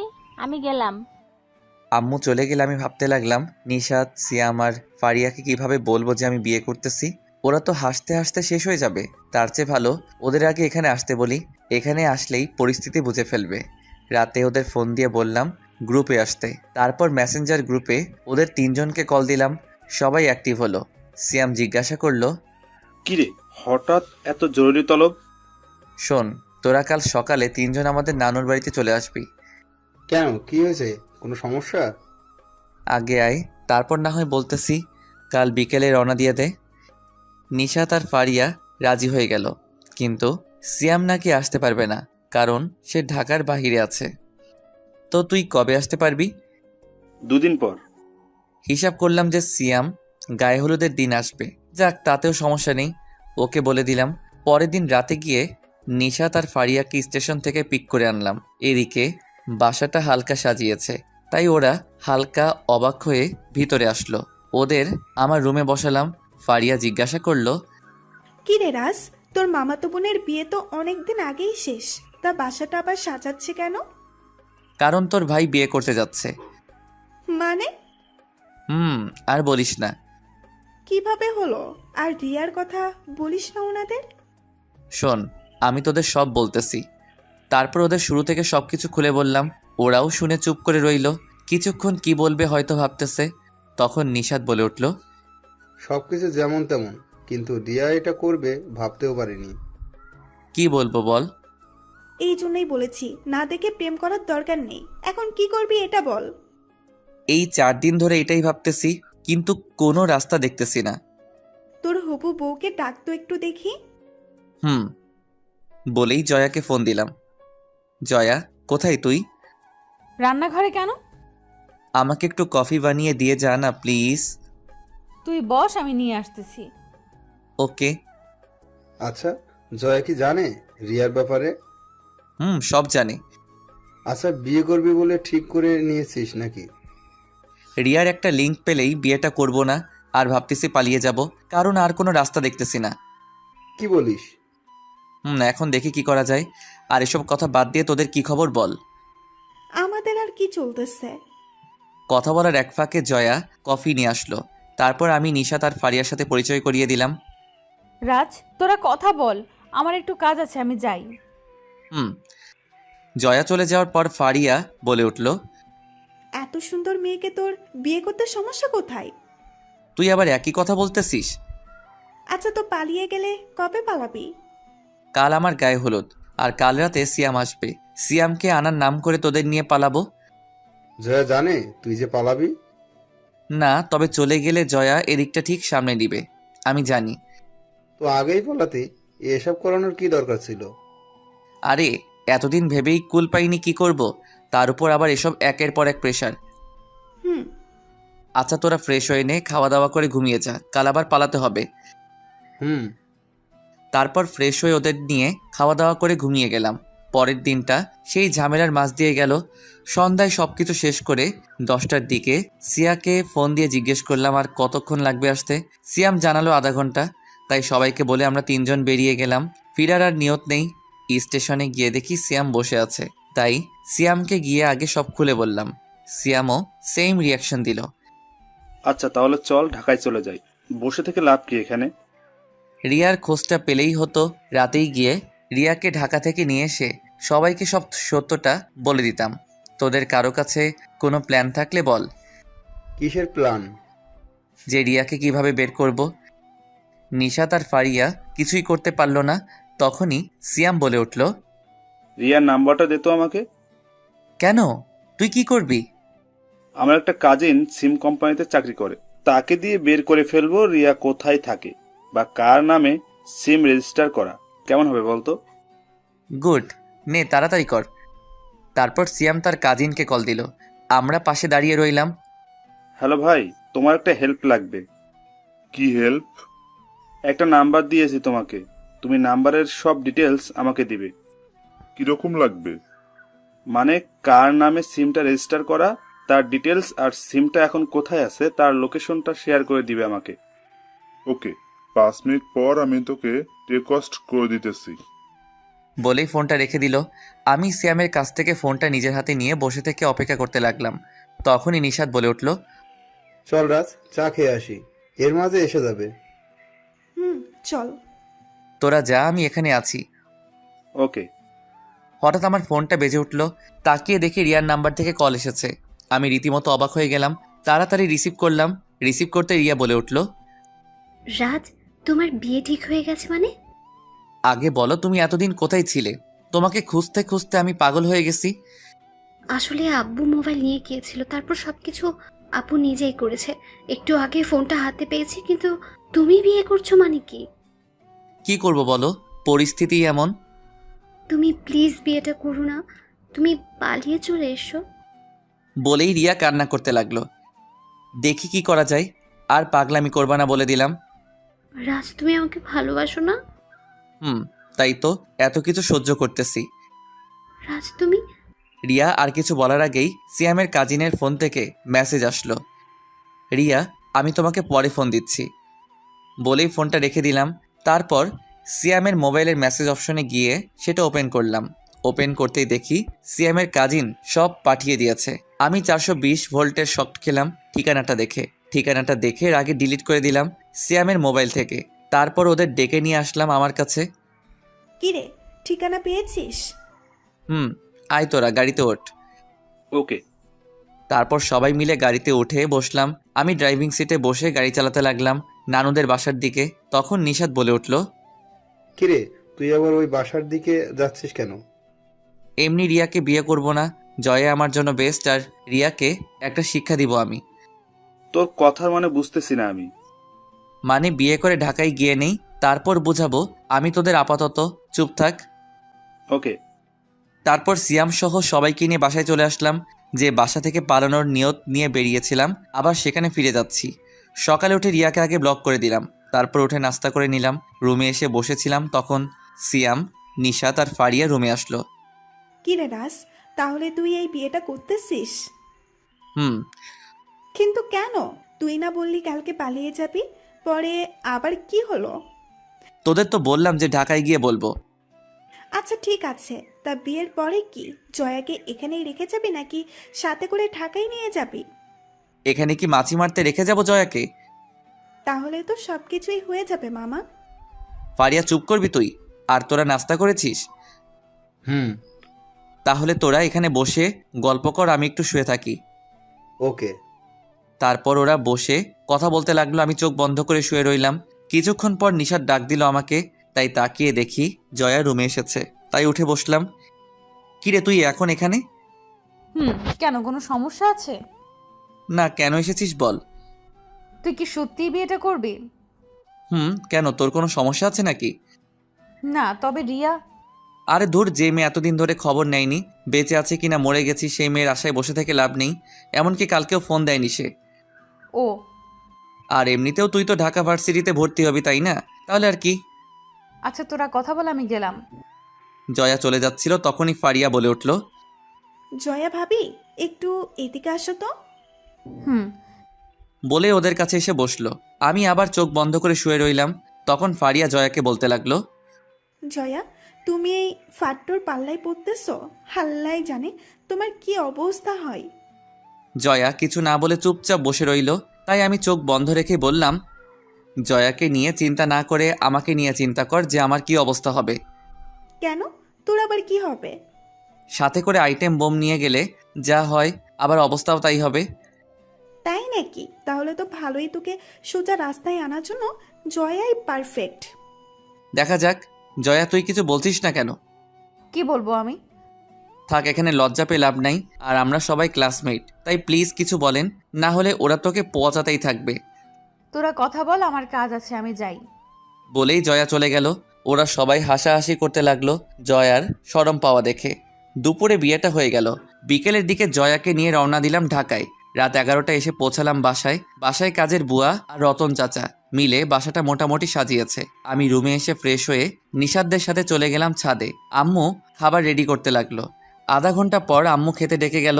খাওয়া দাওয়া শেষ করে নিশাদ, ফারিয়া আর সিয়ামকে নিয়ে রুমে বসে বসে গল্প করতে লাগলাম। 10 মিনিট পর আম্মু জয়াকে নিয়ে রুমে আসলো। কিরে তোরা এখানে কি করিস? যা নিচে যা, ওইখানে তোদের রুম। যাচ্ছি। আর চিন্তা করো না আন্টি, তোমার ছেলেকে নিয়ে যাব না। যা গিয়ে বস তোরা, আমি আসতেছি। ওকে। তারপর নিশাতেরা চলে গেল নিচে। আম্মু জয়াকে রুমে দিয়ে চলে গেল। আমি খাটে চুপচাপ বসে রইলাম। আম্মু চলে যাওয়ার পর জয়া দরজা লাগিয়ে দিল। দরজা লাগিয়ে দিয়ে ঘুমটা খুলে ফেলে দিয়ে এত বড় চাদরটা সেই দুপুর থেকে মাথায় দিয়ে রেখেছি। মানুষ কিভাবে পারে এইভাবে দিয়ে রাখতে? তুই পারিস না বলে কি সবাই পারবে না এমন কোনো কথা আছে নাকি? তা তুই কি খাটে ঘুমাবি নাকি নিচে? মানে বুঝোস নাই? শোন, আমি এখনো বাচ্চা মেয়ে, তাই স্বামীর অধিকার খাটাতে আসবি না। সময় হলে আমিই তোকে বলবো। ওকে। আর হ্যাঁ, চাইলে তুই খাটে আমার সাথে থাকতে পারিস, তবে কোনো রকম চালাকি করার চেষ্টা করতে পারবি না। যদি করিস তাহলে নিচে শোয়াবো, বলে দিলাম। আর কোনো শর্ত আছে তোর? না, কেন? আচ্ছা, বিয়ে কি তুই আমাকে করেছিস নাকি আমি তোকে বিয়ে করেছি? তুই আমাকে করেছিস আর আমি তোকে করেছি। আচ্ছা বাদ দে সব, অনেক রাত হয়ে গেছে, ঘুমালে ঘুমাতে পারিস, আর তুই না ঘুমালে আমাকে ঘুমাতে দে। তোকে ঘুমাতে না করেছি নাকি? তুই ঘুমা।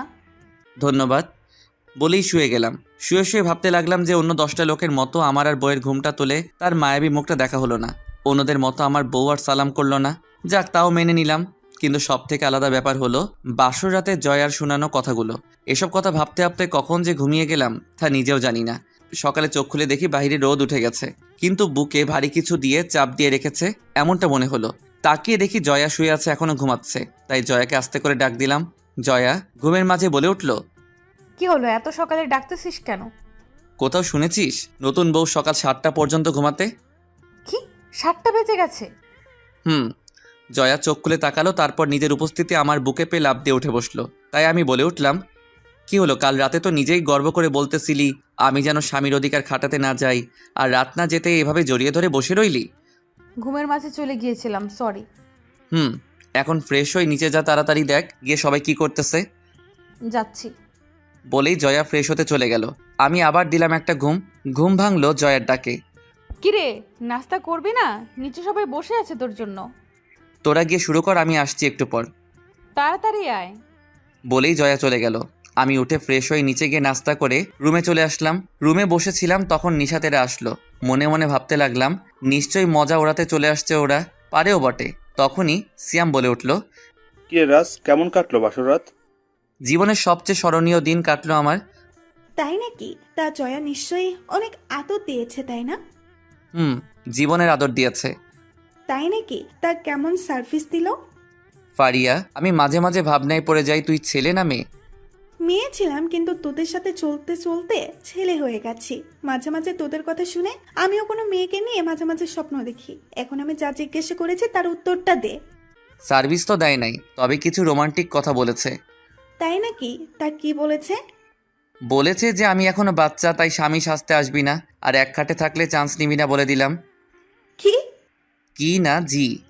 জয়া এমন কথা বলবে বিশ্বাস হয় না আমার। কি মিষ্টি একটা মেয়ে। ওর সুন্দর চেহারাটা দেখে এসব বলছিস, আর আমি ওর চঞ্চল মনটা দেখেছি। আচ্ছা, একটা কথা বলতো। কি? তুই ওই বাসা থেকে পালিয়ে গেলি রিয়ার সাথে দেখা করবি বলে, কিন্তু তুই আবার ফিরে গেলি, কাহিনী কি? ভালো কথা মনে করেছিস নিশাত। তুই কাহিনী কি বলতো? আমি দুজনকেই বিয়ে করেছি। মানে? নিশাত আর ফারিয়া একসাথে বলে উঠলো। তখন পাশ থেকে সিয়াম বলে উঠলো, রিয়া কালকে রাজকে কল দেওয়ার জন্য সিমটা চালু করছিল, আর তখনই আমার কাজিনের কাছে তার লোকেশন চলে যায়, আর উনি আমাকে লোকেশনটা শেয়ার করেন। তারপর আমি বুঝে যাই যে রাজ কেন কালকে বাসায় ফিরে এসেছে। ও, তার মানে? বাহ, রাজকে কি ঘুরালো এতটা দিন। যাক, অবশেষে ধরা খেয়েই গেল। তবে আমি এখন প্রতিশোধ নিতে চাই। মানে? 7 দিন আমাকে প্যারা দিয়েছে, আমিও তাকে কয়েক মাস প্যারা দিতে চাই। তোরা সঙ্গ দিবি কিনা বল। আমরা তো সব সময় তোর সাথে আছি, কিন্তু কিভাবে প্রতিশোধ নিবি এটা আগে বল। আমাকে একটু ভাবতে দে, আর তোরাও একটু ভাব, উপায় পেলে বলবি। ওকে। তারপর সবাই কিছুক্ষণ চুপ করে ভাবতে লাগলাম কিভাবে নিব, ভেবেই পাচ্ছিলাম না। তখনই ফারিয়া বলে উঠল, রাজ, আমি একটা উপায় পেয়েছি। বল শুনি কি উপায়। শোন, আমরা একটা ফেক রিয়া সাজিয়ে তার সাথে তুই মিথ্যা নাটক করতে থাকবি, আর এদিকে উনি জ্বলবে আর পুড়বে। Great idea. সব ঠিক আছে, কিন্তু এই ফেক রিয়াটা হবে কে? আরে চিন্তা করিস না, আমার একটা কাজিন আছে, আমাদের বাসায় থাকে। সে দেখতেও সুন্দর, তার উপর আবার অ্যাক্টিং ভালো পারে। তুই আসলে একটা চিজ, মানুষের উপকারের চেয়ে ক্ষতিটা কিভাবে করতে হয় তা খুব ভালো করে জানিস, আর এমন লোক টিমে থাকা দরকার। ওই তুই চুপ কর, আসছে আমারে বলতে। ওকে, তুই কথা বলে দেখ, কালকে বিকেলে আমি পুরনো বাড়িতে আসব, ওইখানে কথা হবে। ওকে। তারপর সবাই যার যার মতো বসে বসে মজা করতে লাগলাম। আর এদিকে জয়া আম্মুর সাথে রান্না শিখতে ব্যস্ত। এত বড় হয়ে গেছে এখনো রান্না শিখে নাই। যাক, মামাদের আদরের মেয়ে, তাই আম্মু জয়াকে তার শিষ্য বানিয়ে নিল। দুপুরে খাওয়া দাওয়া করে সিয়ামেরা চলে গেল। আমি রুমে বসে মোবাইল টিপতে লাগলাম। কিছুক্ষণ পর জয়া রুমে আসলো, এসেই চারদিকে চার হাত পা ছড়িয়ে শুয়ে পড়ল। আমার দিকে তাকিয়ে হালকা করে একটা হাসি দিল। কি হলো, দাঁত বাহির করে আছিস কেন? তোকে একটা কাজ করে দিতে হবে। কি কাজ? আমার মাথাটা ব্যথা করতেছে, একটু টিপে দিবি প্লিজ?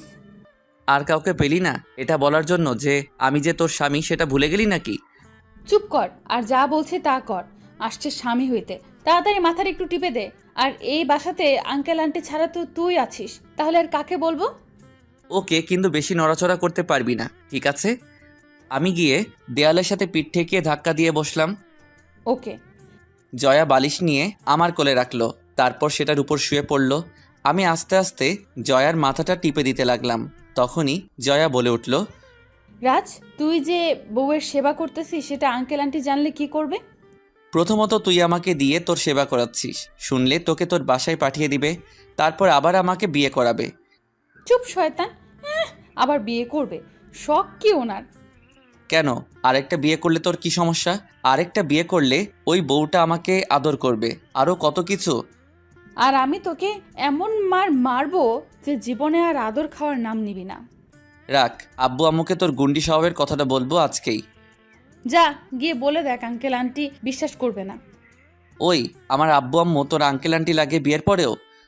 আমার যখন যেটা মন চাইবো তখন সেটাই বলবো, তাতে তোর কোনো সমস্যা? তোর কপাল ভালো এই বাসার বউ হয়ে এসেছিস, না হলে ওই ছেলেটার সাথে বিয়ে হলে বুঝতি কত ধানে কত চাল। এখানে লেখা ছিল তাই এখানে হয়েছে, আর বেশি কথা না বলে মাথা টেপ। আমার হাত ব্যথা করতেছে, আমি আর পারবো না। আর একটু টিপে দে না প্লিজ, ঘুম চলে আসছে। ওকে, কিন্তু তার বিনিময়ে আমি কি পাবো? কি বিনিময় নিবি বল? আমাকে আর জ্বালাতে পারবি না আজকে। ওকে। তারপর আবার জয়ার মাথাটা টিপে দিতে লাগলাম। কিছুক্ষণ পর জয়া ঘুমিয়ে গেল। আমি ওর মুখটার দিকে তাকিয়ে ভাবতে লাগলাম যে এই ঘুমন্ত চেহারাটা দেখে মনে হয় না মেয়েটা এত চঞ্চল, তবু কেন জানি এত ভালো লাগে। এসব ভাবতে ভাবতে দেয়ালে ধাক্কা দেওয়া অবস্থায় আমিও ঘুমিয়ে গেলাম, কখন তা নিজেও জানি না। ঘুম ভাঙলো আম্মুর ডাকে, তাকিয়ে দেখি আম্মুর সামনে দাঁড়িয়ে আছে। কিরে, সন্ধ্যা হয়ে গেছে, উঠবি না? হুম। তা রোমান্স করতে করতে একেবারে ঘুমিয়ে গেলি? মানে? নিচে তাকিয়ে দেখ। নিচে তাকিয়ে দেখি জয়া আমার কোলে শুয়েই ঘুমিয়ে রয়েছে। আম্মুকে বললাম, তুমি এটাকে রোমান্স করেছি ভাবতেছো? তোমার ভাইয়ের মেয়ে আমাকে দিয়ে তার মাথা টিপিয়েছে। তো কি হয়েছে? আচ্ছা, এমন মেয়েকে আনতে পারলে না যে আমার একটু সেবা করবে? চুপ কর, কালকে মেয়েটা এসেছে আর আজকে খুঁড় ধরা শুরু করেছিস? তুই তোর বাবার বা বংশের একটা নৌকো ফেলবি। এখানে আব্বু আর আমার বংশ আসলো কোথা থেকে? তোর বাবা আর তোর দাদু সারা জীবন আমার খুঁড় ধরে এসেছে, আর এখন তুই আমার ভাইয়ের মেয়েটাকে নিয়ে পড়েছিস খুঁড় ধরতে? তোরা ভালো হবি কবে বলতো? আম্মু, আমার ভুল হয়েছে। তোমার ভাইয়ের মেয়েকে নিয়ে এখন যাও, আর মহারানীকে উঠিয়ে তোমার সাথে নিয়ে যাও। তোর বউ তুই নিয়ে আয়, আমি গেলাম। বলেই আম্মু সুরসুর করে রুম থেকে চলে গেল। তখনই উঠে বসে আমাকে বলল, কিরে, বিচার দিয়ে লাভ হলো না? হবে কিভাবে? তোর মতে তেরা, তার উপর আবার তার বংশের মেয়েকে নিয়ে বলেছি, শুনবে কে? এটাকেই বলে পাওয়ার। যা রেডি হয়ে নিচে আয়, আমি গিয়ে দেখি কি রান্না করবে আন্টি। যা তুই, আমি পরে যাব। ওকে, সেটা তোর ইচ্ছা। বলেই ওয়াশরুমে চলে গেল ফ্রেশ হতে।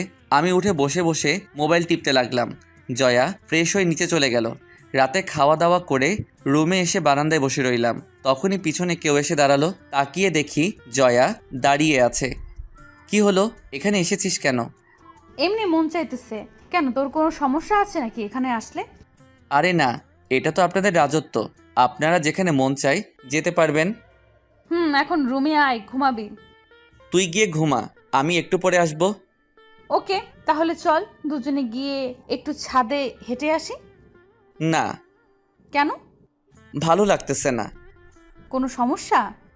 না, তেমন কিছু না। তুই গিয়ে শুয়ে পড়, আমি একটু পরে আসতেছি। ওকে। জয়া চলে গেল।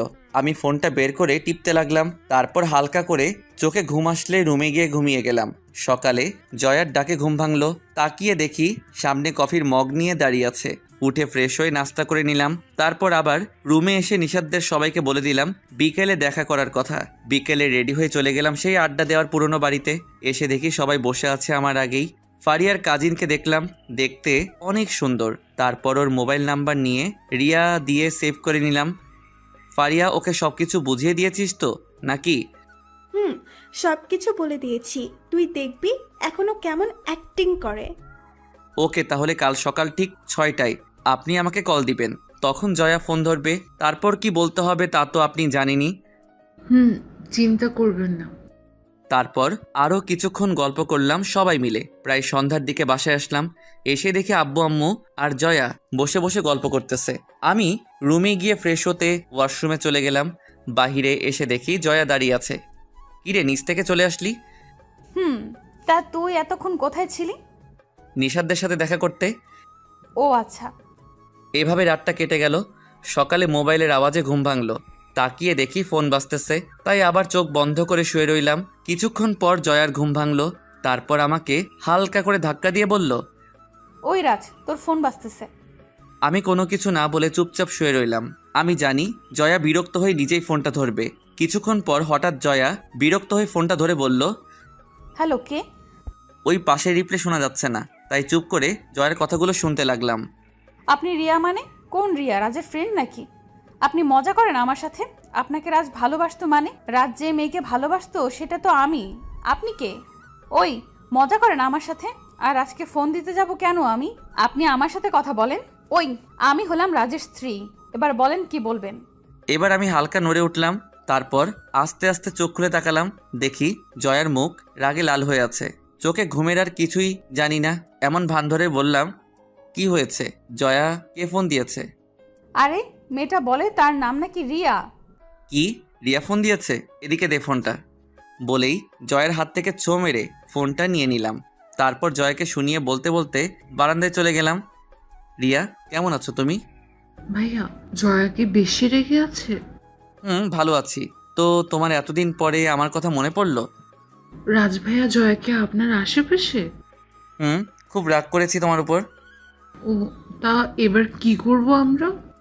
শোনো রিয়া, আমি আজকে তোমার সাথে দেখা করব। তুমি বিকেলে আমার সাথে দেখা করতে পারবে? মানে? শুনো তাহলে, আজকে বিকেলে আমি তোমার সাথে দেখা করতেছি, ঠিক আছে? ওকে, কিন্তু কোথায়? তুমি বড় পুকুরের পাড়ে চলে আসো। ওকে, কিন্তু ফারিয়াকে সাথে নিয়ে আসবো ভাইয়া। অবশ্যই। ওকে, তাহলে রাখি এখন ভাইয়া। ওকে, বাই। তারপর হাসতে হাসতে রুমে ঢুকলাম। তাকিয়ে দেখি জয়া রাগী চোখে তাকিয়ে আছে। তাই জিজ্ঞাসা করলাম, কি হলো, এভাবে তাকিয়ে আছিস কেন? কে ফোন দিয়েছিল? আরে রিয়া ফোন দিয়েছিল। কেন, রিয়া তোকে কেন ফোন দিয়েছে? আর এখন তোকে দিয়ে ওর কাজ কি? আসলে রিয়া আমার সাথে দেখা করতে চাইতেছে, তাই আজ বিকেলে দেখা করতে যাব। কি? তুই এখন তার সাথে দেখা করে কি করবি? আরে যার সাথে এতদিন কথা বললাম তাকে না দেখলে কি হয়? ওই, তুই যার সাথে কথা বলেছিস সেটা ওই রিয়া নয়। মানে? তার মানে তুই দেখা করতে যাবি, তাহলে আমিও তাকে দেখতে যাব। কেন, তুই গিয়ে কি করবি? তোর সেই রিয়াকে দেখব। জয়া দাঁতে দাঁত চেপে কথাটা বলল, তোর দেখা লাগবে না, আমি একাই যাব। কেন, তুই কি ওই মেয়ের সাথে ডেটিং করতে যাবি নাকি যে আমি গেলে তোর সমস্যা? তোর থেকে যদি সুন্দর হয় তাহলে তো ডেটিংয়ে যাবই। জয়া আর কিছু না বলে এবার আরও রেগে লাল হয়ে গেল। আর কিছু না বলে ঠাস করে গালে একটা চড় বসিয়ে দিল। আমি হা হয়ে গেলাম। তখনই রাগী লুক দিয়ে আমাকে বলে উঠল, তুই শুধুই আমার, আর বিকেলে আমিও তোর সাথে যাব, কথাটা মনে থাকে যেন। বলেই রাগী লুক নিয়ে রুম থেকে বেরিয়ে গেল। আমি হা হয়ে এখনও তাকিয়ে আছি আর মনে মনে ভাবতে লাগলাম, এই জন্যই গুরুজনেরা বলে মেয়েদের বেশি রাগিও না, তাহলে কপালে খারাপ কিছু থাকে। আর আমার বেলায় খারাপটা গালে এসে পড়লো। এসব ভাবতে ভাবতে খাটে গিয়ে শুয়ে গেলাম। ঘুমটা ঠিকভাবে হয়নি, তাই ভাবলাম আরেকটু ঘুমিয়ে পূরণ করে নেই। তারপর আর কি, মনে মনে হাসতে হাসতে হারিয়ে গেলাম ঘুমের অতল গভীরে। ঘুম ভাঙলো গালে কারো নরম হাতের ছোঁয়ায়। চোখ খুলে তাকিয়ে দেখি জয়া পাশে বসে আছে আর চরমারা গালটায় হাত বুলিয়ে দিচ্ছে। আমাকে সজাগ হতে দেখে জয়া হালকা একটু নড়ে বসলো, তারপর নিচ থেকে বলে উঠল, সরি রাজ, আসলে তখন থেকে কি হয়ে গিয়েছিল তা নিজেও জানি না। বললাম তো সরি, এবার উঠে আয়, নাস্তা করবি। আমার খেতে মন চাইতেছে না, তুই যা এখন। দেখ সরি বললাম তো, আয় এবার, আর হবে না বলছি। আর দোষ তোরও আছে। আমি আবার কি করলাম? তুই এত উল্টাপাল্টা কথা বলিস কেন? তাই তো রাগ উঠে গিয়েছিল। তাই বলে নিজের স্বামীকে চর মারবি? আচ্ছা যা, আর হবে না, এবার তো আয়, নাকি তোকে কোলে করে নিয়ে যাব। থাক, লাগবে না, তুই যা, আমি আসতেছি। ওকে। বলেই জয়া চলে গেল। আমি উঠে ফ্রেশ হয়ে নাস্তা করতে চলে গেলাম। নাস্তা করে এসে রুমে এসে ফারিয়াকে কল দিলাম। রাজ বল। শোন, বিকেলে জয়াও আসবে আমার সাথে, তাই ওই মেয়েটাকে সবকিছু বুঝিয়ে দিস আর তুইও আসিস, তবে দূরে কোথাও থেকে নজর রাখিস। ওকে, কিন্তু জয়া যদি কোনো কিছু জিজ্ঞাসা করে, যেমন কবে থেকে রিলেশন অথবা তুমি যে রিয়া, তার প্রমাণ দেখাও, এরকম কিছু বললে? আরে ওই মেয়েটাকে বলে দিবি যে 1 বছর ধরে রিলেশন ছিল আর প্রমাণ হিসেবে আমাকে জিজ্ঞাসা করতে বলবি। ওকে, তাহলে রাখি, বাই। ফারিয়া শোন শোন। বল, কি বলবি? আচ্ছা, তোর কাজিনের নামটা কি? প্রিয়া। কেন, তুই জানিস না? জানলে কি তোরে জিজ্ঞাসা করতাম? এখন ফোন রাখ। ওকে, বাই। ফারিয়া ফোনটা কেটে দেয়। আমি গিয়ে বারান্দায় বসে রইলাম। বিকেলে জয়া আর আমি রেডি হয়ে গেলাম সেই পুরোনো বাড়িতে। গিয়ে দেখে ওই মেয়েটা বসে আছে। আমি না চেনার ভান ধরে বললাম, আপনি কি রিয়া? তুমি নিশ্চয়ই রাজ। উনি কে? জয়াকে দেখিয়ে বলল, প্রিয়া। ও হল আমার ফ্রেন্ড। ও হাই, আমি রিয়া। জি, আমি জয়া। ও আসেন, বসেন। তারপর আমরা 3 জন বসে বসে গল্প করতে লাগলাম। জয়াকে পাত্তা না দিয়ে আমি আর প্রিয়া কথা বলতেছি। তখনই প্রিয়া হঠাৎ বলে উঠল, আচ্ছা, সকালে একটা মেয়ে ফোন ধরে বলল সে নাকি তোমার স্ত্রী। তুমি কি বিয়ে করে ফেলেছো? আরে না, ওইটা হলো আমার কাজিন, এমনিতেই মজা করে বলেছে, তুমি কিছু মনে করো না প্লিজ। ও আরে, সমস্যা নেই। আর চোখে জয়ের দিকে তাকিয়ে দেখি মেয়েটা রেগে একদম আগুন হয়ে গেছে, যা বলার মতো না। আমি সেদিকে পাত্তা না দিয়ে আবার প্রিয়ার সাথে কথায় মন দিলাম। হঠাৎ করে এক পর্যায়ে জয়া আমাকে ডাক দিয়ে বলে উঠল, রাজ, আমাকে একটা আইসক্রিম এনে খাওয়া। তুই নিজে গিয়ে নিয়ে আয়, আমি এখন ব্যস্ত আছি। তোকে আনতে বলেছি, তুই যা, আমি এই ফাঁকে একটু রিয়ার সাথে কথা বলে নেই। জয়ার দিকে তাকিয়ে দেখি পরিস্থিতি ভয়াবহ, তাই আর কথা না বলে চলে গেলাম আইসক্রিম আনতে। 5 মিনিট পর আইসক্রিম নিয়ে এসে দেখি জয়া একাই বসে আছে, প্রিয়া নেই। তাই জয়াকে জিজ্ঞেস করলাম, কি রে, রিয়া কোথায়? ওর একটা ফোন আসলো, তারপর উঠে চলে গেল। সত্যি বলছিস তো? আমি তোর সাথে মিথ্যা বলতে যাব কেন? আচ্ছা, পরে আমি সব জানতে পারবো। আর চল বাসায় যাই, এমনিতেই দেরি হয়ে যাচ্ছে।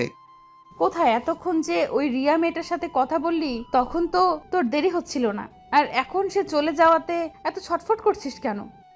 আরে না। আচ্ছা, রিয়াকে তোর কেমন লাগলো? জয়া এবার রাগ দেখিয়ে উঠে চলে গেল গাড়ির কাছে। আমি মনে মনে ভাবতে লাগলাম, যাক, আঘাতটা জায়গা মতো লেগেছে, এবার বুঝো কত ধানে কত চাল।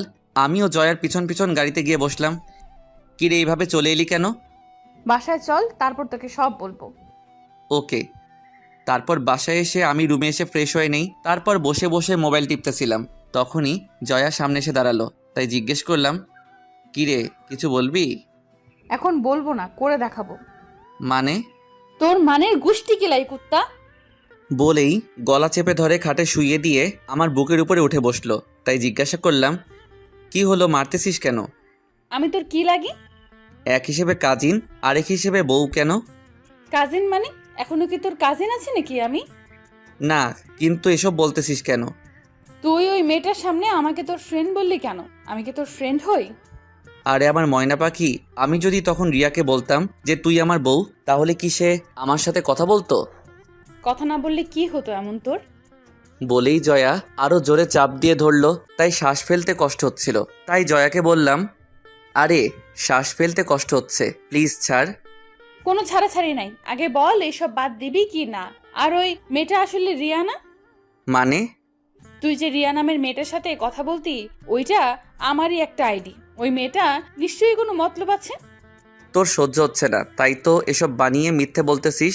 আমি তোকে বিশ্বাস করি না, ভিতরে ভিতরে জ্বলতেছিস তাই না? আমাকে বিশ্বাস কর, আমি সত্যিই বলছি।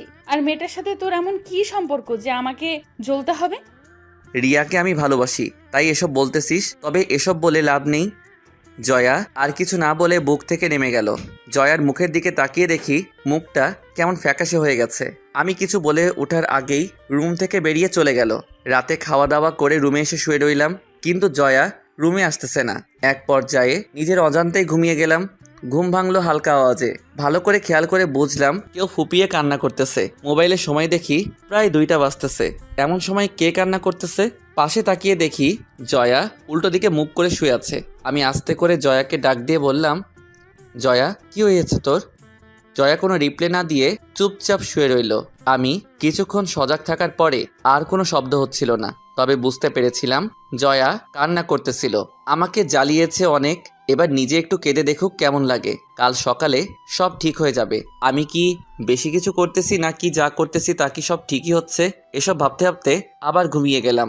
সকালে ঘুম ভেঙে তাকিয়ে দেখি জয়া পাশে নেই। আমি উঠে ফ্রেশ হয়ে চলে গেলাম নাস্তা করতে। জয়া সব কিছু সাজাচ্ছে, আমাকে দেখেও না দেখার ভান ধরে রইল। তারপর সবাই নাস্তা শেষ করে ফেললাম।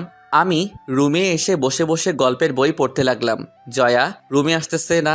অন্যদিন তো এ সময় রুমে এসে কতক্ষণ ঝগড়া করে যেত, আজকে কি হলো? যাক, দুপুরে খাওয়া দাওয়া করে আমি রুমে বসেছিলাম, তখনই জয়া রুমে আসলো। যাক, মনে একটু শান্তি আসলো। কিন্তু আমার সাথে কোনো কথা না বলে নিজের কাপড় নিয়ে চলে গেলে ওয়াশরুমে আমি তাকিয়ে রইলাম জয়ার দিকে। ওয়াশরুম থেকে বেরিয়ে আবার রেডি হয়ে চলে গেল নিচে। না, এবার মনে হয় বেশি করে ফেলেছি। আর এত অভিমান মেয়েটার আগে তো জানতাম না। যাক, বিকেলে রেডি হয়ে বাইরে চলে গেলাম নিশাদদের সাথে দেখা করতে। সন্ধ্যায় বাসায় আসলাম। রুমে ঢুকে দেখি জয়া ঘুমিয়ে আছে, তাই আর রুমে না ঢুকে ড্রয়িং রুমে গিয়ে বসে রইলাম। কারণ আমি এখন রুমে গেলে জয়ার ঘুম ভেঙে আমাকে দেখলে বেরিয়ে চলে আসবে, তাই ড্রয়িং রুমে বসে থাকি তাতেই ভালো। তবে একটা জিনিস খেয়াল করেছি যে জয়া হয়তো কান্না করেছে, তাই ওর নাক মুখ সবকিছু হালকা অস্বাভাবিক হয়ে আছে।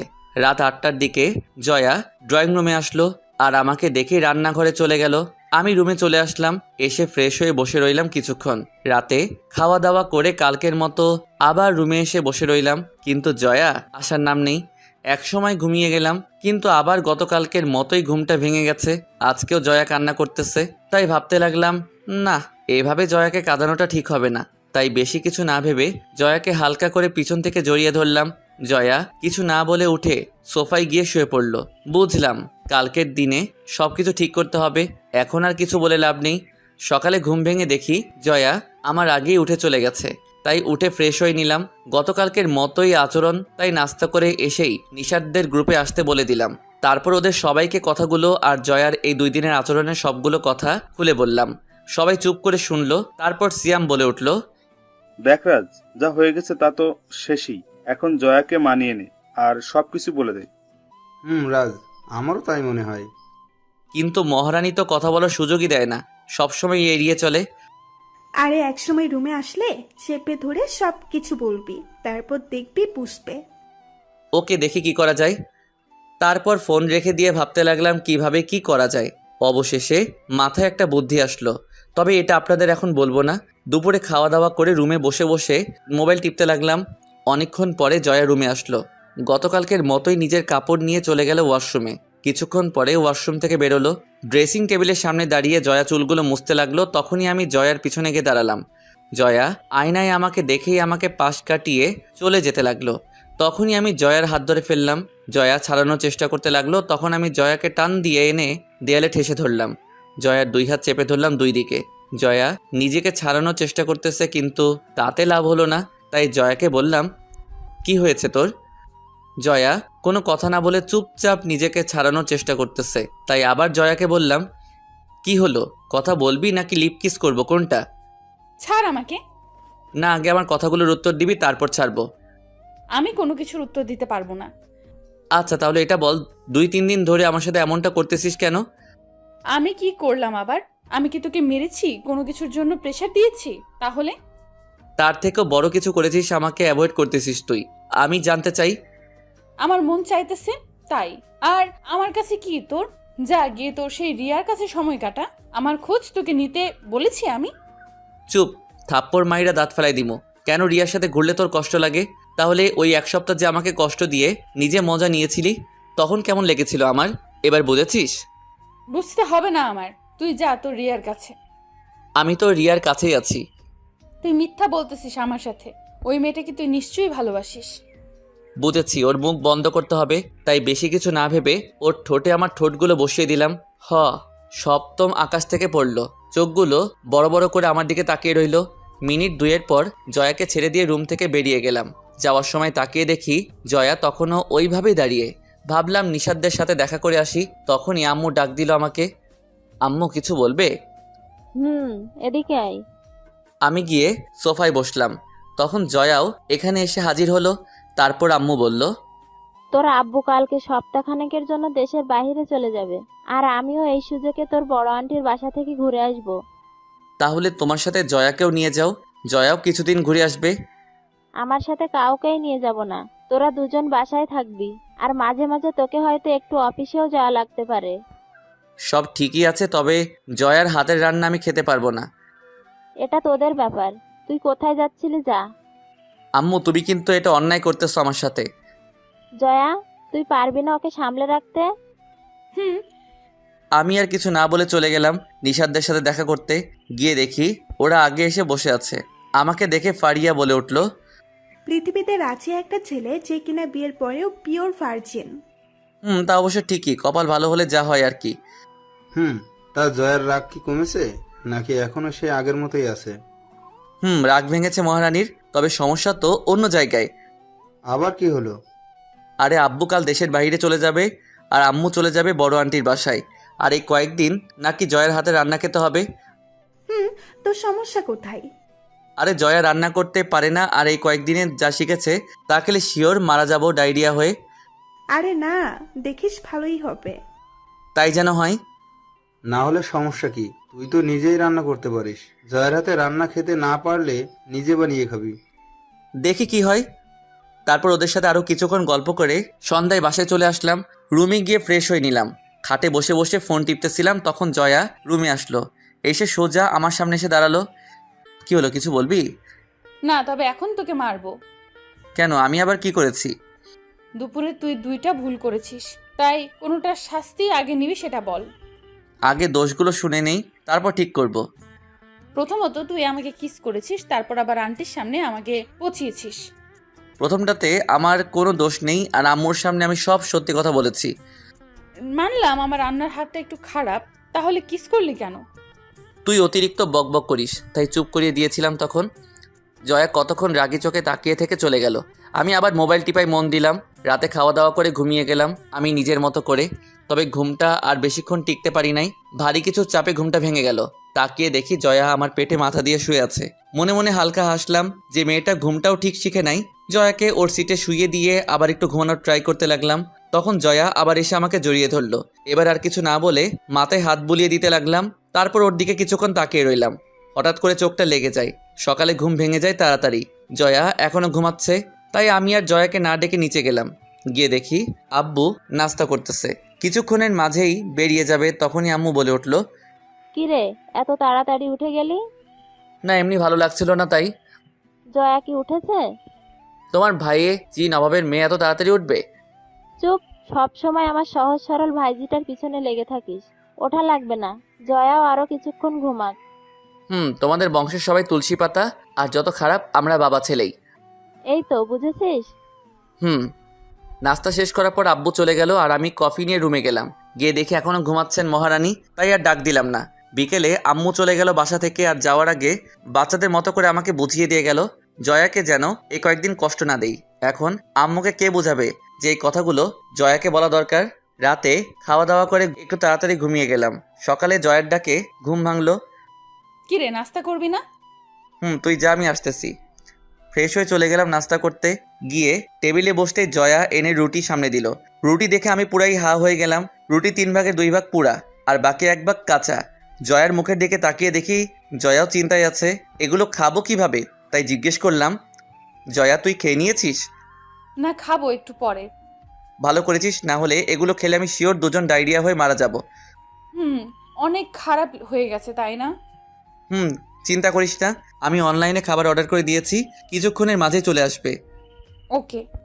আচ্ছা, তুই ওই বাড়িতে কি করলি এত বছর, যে রান্নাটাও শিখলি না? ওইখানে কি শিখবো আর কি শিখবো না তাকে তোকে বলতে হবে? বেশি বকবক করলে দুপুরে বাসার খাবার খাওয়াবো বলে দিলাম। তুই যা রান্না করবি তাই খেতে পারবো না, আর অযথা খাবার নষ্ট হবে। তার চেয়ে ভালো আমি রান্না করব, তুই শুধু বসে বসে খাবি। তুই রান্না করতে পারিস? তো তোর মতো অকাজের লোক নাকি আমি? তাহলে আমি আর রান্না শিখে কি লাভ? তুই যেহেতু রান্না করতেই পারিস। চুপ কর, আসছে আমার হাতের খাবার সারা জীবন খেতে, বিপদে পড়ে করতেছি। আম্মু আসলে সবকিছু শিখে নিবি। ওকে, এখন নাস্তা আসলে রুমে নিয়ে আসিস। বলেই জয়া রুমে চলে গেল। আমি বসে বসে মোবাইল টিপতে লাগলাম। দুপুরে রান্না করতেছিলাম, তখনই জয়া আসলো রান্নাঘরে আর বলল, কয়জনের কপালে এমন স্বামী পড়ে বলতো? মানে? কয়জন মেয়ে এমন স্বামী পায় যে তার স্বামী তাকে রান্না করে খাওয়াবে? পাম দিতে এসেছিস? না, নিজের চাঁদ কপালের কথাটা বলতে আসলাম। ঠিক আছে, এবার যান এখান থেকে, এত বকবক করতে বলি নাই আমি। তোকে হেল্প করব? করলে পারিস, তাতে তুই কিছু শিখতে পারবি। কি হেল্প লাগবে বল? তুই সবজি কাটতে পারিস? সবজি কাটা তো আমার বাম হাতের খেলা। ও, তাহলে টমেটোগুলো একটু কেটে দে। জয়া টমেটোগুলো কাটতে লাগলো আর আমার দিকে তাকিয়ে মুচকি হাসতে লাগলো। তাই বললাম, ওই সাবধানে কাট, না হলে ছুরি হাতে লেগে যাবে। জয়া একটু ভাব নেওয়ার জন্য ছুরিটা ডান হাত থেকে বাম হাতে নিয়ে টমেটোগুলো কাটতে লাগলো। আমি নিজের কাজে মন দিলাম। হঠাৎ জয়া ওহ করে আওয়াজ করে উঠল। তাকে দেখি জয়া আঙুল চাপ দিয়ে ধরে আছে আর পাশ দিয়ে রক্ত বের হয়ে পড়তেছে। সাথে সাথে রুমে নিয়ে ব্যান্ডেজ করে দিলাম। রাগও হলো একটু, তারপর আমি আর কিছু না বলে রুমে শুইয়ে দিয়ে রান্নাঘরে চলে আসলাম। রান্না শেষ করে গিয়ে দেখি শুয়ে আছে। আমাকে দেখে উঠে বসলো। তাই বললাম জয়াকে, যা পারিস না তা নিয়ে ঘাটাঘাটি না করলে কি তোর পেট ভরে না? আর একটু হলে কি হতো দেখেছিস? জয়া কিছু না বলে চুপচাপ বসে রইল। যা ফ্রেশ হয়ে নে, খেতে হবে। জয়া কিছু বলল না, আঙুলে পলিথিন পেঁচিয়ে ওয়াশরুমে চলে গেল। খাওয়ার টেবিলে বসে দেখি জয়া হাত দিয়ে খেতে পারবে না, কারণ কেটেছে তাও ডান হাতটা। রাগটা আরও বেড়ে গেল। দেখলি পাকনামি করতে গিয়ে এখন নিজের হাতে খেতেও পারবি না। জয়া চুপ করে বসে রইল। তাই কোনো উপায় না দেখে নিজেই খাইয়ে দেবো বলে ঠিক করলাম। খাবারটা ওর মুখের কাছে তুলে ধরতেই জয়া আমার দিকে তাকালো। বুঝলাম জয়া কিছু একটা ভাবছে, তাই বললাম, তাকিয়ে থাকবি নাকি খাবিও, কোনটা? জয়া আর কিছু না বলে চুপচাপ খেতে লাগলো। জয়াকে খাইয়ে দিয়ে আমি নিজে খেয়ে নিলাম। তারপর আমি গিয়ে রুমে শুয়ে রইলাম। জয়া এসে আমার পাশে শুয়ে পড়ল। হঠাৎ জয়া বলে উঠল, আন্টির বাসায় না থাকলে অথবা হাতটা না কাটলে তো বুঝতামই না যে আমার স্বামীটা এত কেয়ারিং। পাটাও কেটে নে, তারপর সব জায়গায় না হয় কোলে করে আনা নেওয়া করে দিব। আইডিয়াটা খারাপ না, তবে অন্য কোনো একদিন। থাপ্পড় মাইরা দাঁত ফালাইয়া দিব। আমি মাঝে মাঝে ভাবি যে তোর অন্য কোথাও বিয়ে হলে কি হতো। তোকে এত ভাবতে কে বলেছে? আর এমন একটা কেয়ারিং ছেলে থাকতে খোদা আমার জুটি অন্য কারোর সাথে বাঁধবে, তা হতেই পারে না। বেঁচে গেলি আর কি। যা ভাবিস ভাবতে পারিস, তবে আমাকে ছাড়া অন্য কোনো মেয়ের দিকে নজর দিলে তোর খবর আছে। ঠিক আছে, তবে ফারিয়ার কাজিনটাও কিন্তু কম সুন্দর না, কি বলিস? তারপর হঠাৎ জয়া আস্তে করে একটা চড় দিল, তারপর জড়িয়ে ধরলো। আমি অবাক হয়ে গেলাম জয়ার এমন আচরণে, কারণ সে নিজেই বলেছিল স্বামীর অধিকার যেন না দেখাই, আর সেই এখন। তাই জয়াকে বললাম, ওই তুই কি করতেছিস? চুপচাপ শুয়ে থাক। ছাড় তুই আমাকে, আমার গরম লাগতেছে এখন। আর একটা মেয়ে হয়ে আমাকে এভাবে জড়িয়ে ধরতে তো লজ্জা করে না? এত অ্যাটিটিউড নিতেছিস কেন? মন চাইতেছে তাই এখন ছাড়, আমাকে গরম লাগতেছে। ওকে, আর আসিস আমাকে কিস করতে। লাগবে না তোর কিস। ওই তোর বয়স কত রে, যে এই বয়সে সবকিছু বুঝে নিয়েছিস? তোর থেকে বড় আমি, তাই আজ থেকে সম্মান দিয়ে কথা বলবি। রাখ, তোর অ্যাটিটিউড বের করব আমি। কেন, প্রথম দিনে তুই অ্যাটিটিউড নিয়ে কি বলেছিলি তা মনে নেই? প্রতিশোধ নিচ্ছিস? হুম। আচ্ছা, তখন তো ছোট ছিলাম তাই বলেছিলাম, আর তার উপর আবার এখানে এসে সবকিছু কেমন উলট পালট হয়ে গিয়েছিল তাই। তুই বিয়ের দিন রাতে ছোট ছিলি, তার মানে এখন বড় হয়ে গেছিস? না, মানে এখন তো বুঝতে শিখেছি সবকিছু, তাই বললাম। আর ভাবিস না আমার খারাপ কোনো নিয়ত আছে। তো কাছে আসছিস কেন? এমনি মন চাইতেছিল তাই, আর আমি তোর মতো খারাপ না। মন চাইতেছিল নাকি সুন্দর ছেলে দেখে জড়িয়ে ধরার চান্স নিতে চাইতেছিলি? তোকে জড়িয়ে ধরতে চাইলে আবার চান্স খোঁজা লাগবে নাকি? তুই তো পুরোটাই আমার। আমাকে ঠকিয়েছিস তুই, না হলে আমার কলেজে কত সুন্দর সুন্দর মেয়ে ছিল, আজ আমি তাদের হয়ে যেতাম। ও হ্যালো, তখন থেকে যে এত বকবক করতেছিস, তা আমি তোর থেকে কম কোন দিয়ে? তার উপরে আবার বয়সও বড়, তো নিজেকে আসমানে ওঠানো বন্ধ কর। আর হাজারো ছেলে আমার পেছনে পেছনে ঘুরতো, আমি পাত্তা দেই না বলে। আর তুই তো নিজেই দেখেছিস। এখন ঘুমা, আমি একটু বাইরে যাব, ফিরতে ফিরতে রাত হবে। কেন, কি করবি বাহিরে গিয়ে? নিশাদদের সাথে দেখা করে আসবো, আর কিছুক্ষণ আড্ডা মেরে আসবো। আমি বাসায় একা থাকবো নাকি? তো কি করবি? আমিও তোর সাথে যাব, আমার একা থাকতে ভালো লাগে না। তাহলে আর যাবই না বাইরে, আর তুই আম্মু আসলে তোকে নিয়ে যাব, এই কয়েকদিন বাসাতেই থাকি। এই তো ভালো কথা বলছিস, এখন ঘুমা, রাতে রান্না গরম করলেই হয়ে যাবে। তারপর আরামে ঘুমিয়ে গেলাম। রাতে খাওয়া দাওয়া করে দুজন গল্প করে ঘুমিয়ে গেলাম। এভাবে চলে গেল দিনগুলো। আম্মু আব্বু দুজনে চলে আসলো বাসায়। তবে এই কয়েকদিনে জয়াকে নিজের হাতে খাইয়ে দিয়েছি, তার উপর আবার ঝগড়া, সব মিলিয়ে ভালোভাবে কেটে গেল দিনগুলো। আম্মু এসে জয়ার হাত কাটা দেখে জয়াকে কতগুলো বকা দিল, আর তার চেয়ে বেশি আমাকে কথা শোনালো। আমি থাকতে কিভাবে হলো এটা, আরও নানা রকম কথা। যাক, অবশেষে নিজের রান্না করে খাওয়ার দিনটা শেষ হলো। পরশু রেজাল্ট দিবে, তারপর আবার বিজি হয়ে যাব ভার্সিটি নিয়ে। বিকেলে নিশাত আর ফারিয়ার সাথে কথা বলে চলে আসলাম। আজকে ফারিয়ার বার্থডে, তাই রাতে ওদের এখানে পার্টি আছে। ফারিয়া বলে দিয়েছে জয়াকে সাথে না নিয়ে গেলে আমাকে নাকি পার্টিতে ঢুকতে দেওয়া হবে না। ভাবলাম এখানে এসে বাহিরে বের হই নাই এখনো, তাই আজকে সারা সন্ধ্যা জয়াকে নিয়ে ঘুরে তারপর পার্টিতে আসবো।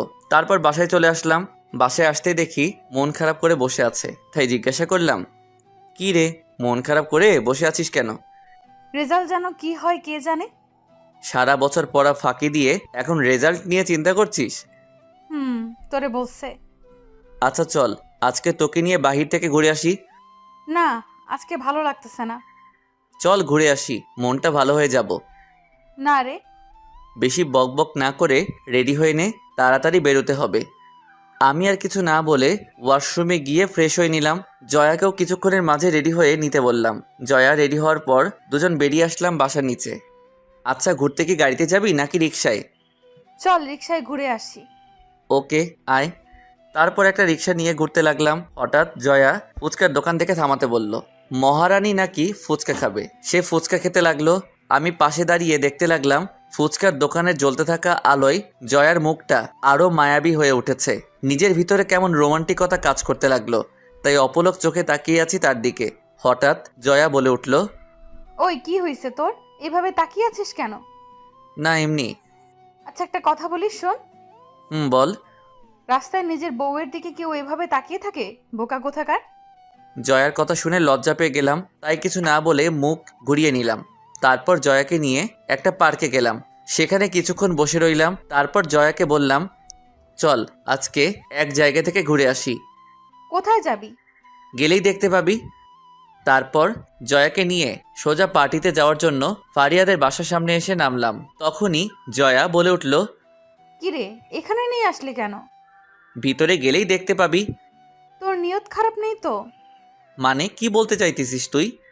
আমি অনেক ফিল্মে দেখেছি যে সুন্দরী মেয়েদের ভুলিয়ে ভালিয়ে বন্ধুদের বাসায় নিয়ে তারপর। থাপ্পড় খাওয়ার শখ হয়েছে তোর? চুপ করে আয়। এমন কিছু করার চেষ্টা করলে আমি আন্টিকে সব বলে দেব। আচ্ছা, আয়, কি করব সেটা পরে দেখব। তারপর জয়াকে নিয়ে বাসার ভেতরে যেতে লাগলাম। তখনই হঠাৎ প্রিয়া সামনে পড়ল, তাই বললাম, হাই, কি অবস্থা? ভালো। হাই জয়া আপু। হাই। আপনার ভিতরে আসেন। ভিতরে যেতে লাগলাম, আর জয়ার দিকে তাকিয়ে দেখি জয়া কিছুটা অবাক আর মুখে চিন্তার ছাপ নিয়ে আসতেছে।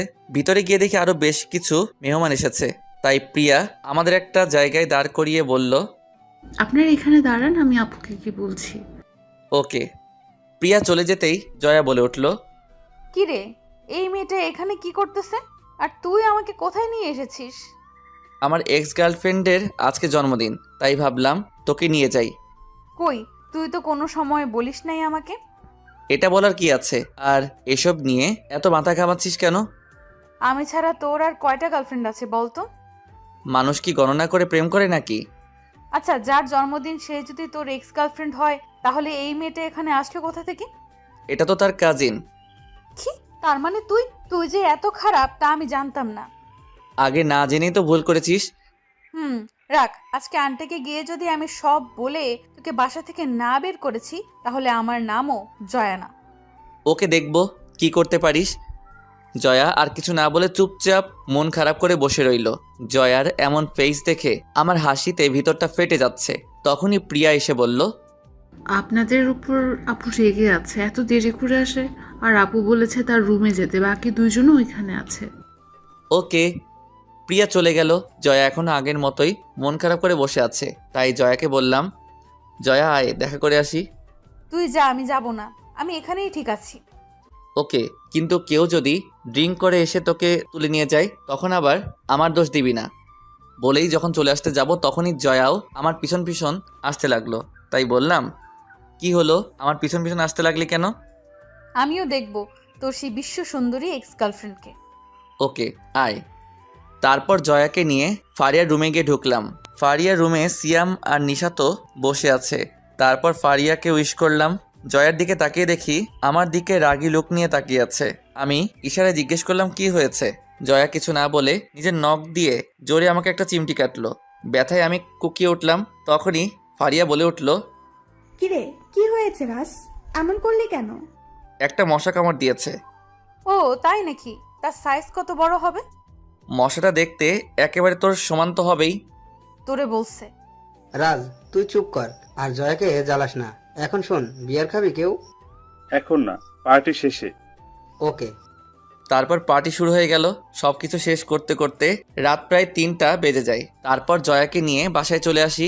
রাস্তায় জয়া একটা কথাও বলেনি, শুধু চুপ করে বসেছিল। বাসায় এসে ফ্রেশ হয়ে বসতে দেখি জয়া এসে আমার সামনে দাঁড়িয়েছে। তাই জিজ্ঞাসা করলাম, কিছু বলবি? ফারিয়াদের বাসায় ওই মেয়েটা কেন গিয়েছিল? ফারিয়ার কাজিন প্রিয়া।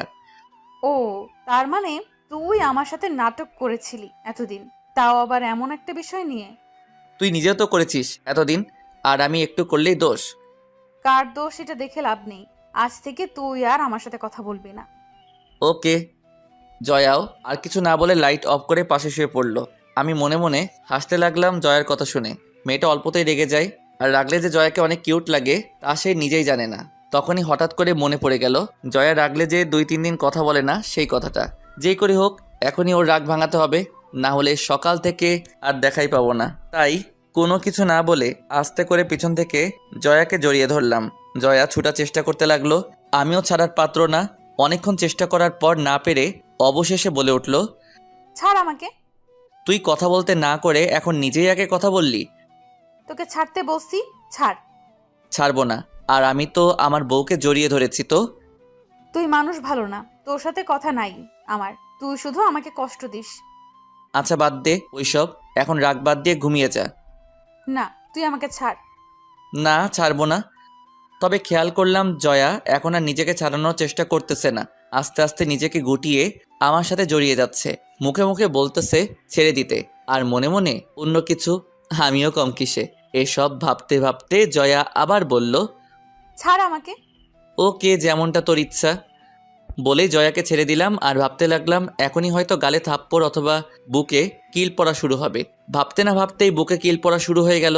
তাই ভাব নিয়ে জিজ্ঞাসা করলাম, কি হলো, মারতেছিস কেন? তুই আমাকে ছেড়ে দিলি কেন? তুই নিজেই তো বলতেছিলি ছাড়তে, তাই ছেড়ে দিয়েছি। বললেই ছেড়ে দিবি? কিছুক্ষণ ধরে রাখতে পারলি না? লে, এটা তো অন্যায় হচ্ছে আমার সাথে। চুপ শয়তান। বলেই জয়া মারার গতিটা আরেকটু বাড়িয়ে দিল। অবশেষে উপায় না পেয়ে আবার জড়িয়ে ধরলাম। জয়াও এবার চুপ হয়ে গেল আর নিজেকে আমার আয়ত্তে নিয়ে আসলো। নিজেকে ঘিরে ফেললো আমাকে দিয়ে। এভাবে দুজন চুপচাপ অনেকক্ষণ শুয়ে রইলাম। কিছুক্ষণ পর জয়া আমার চুলে হাত বুলিয়ে দিয়ে বলে উঠল, রাজ, তোকে একটা কথা বলি। বল। রাজ, তোকে জড়িয়ে ধরতে দিয়েছি বলে তুই এবার ফায়দা উঠাবি না প্লিজ। আমাদের বয়স এখনো হয় নাই। তা তুই বড় হবি কবে? মানে তোর বয়স হবে কবে?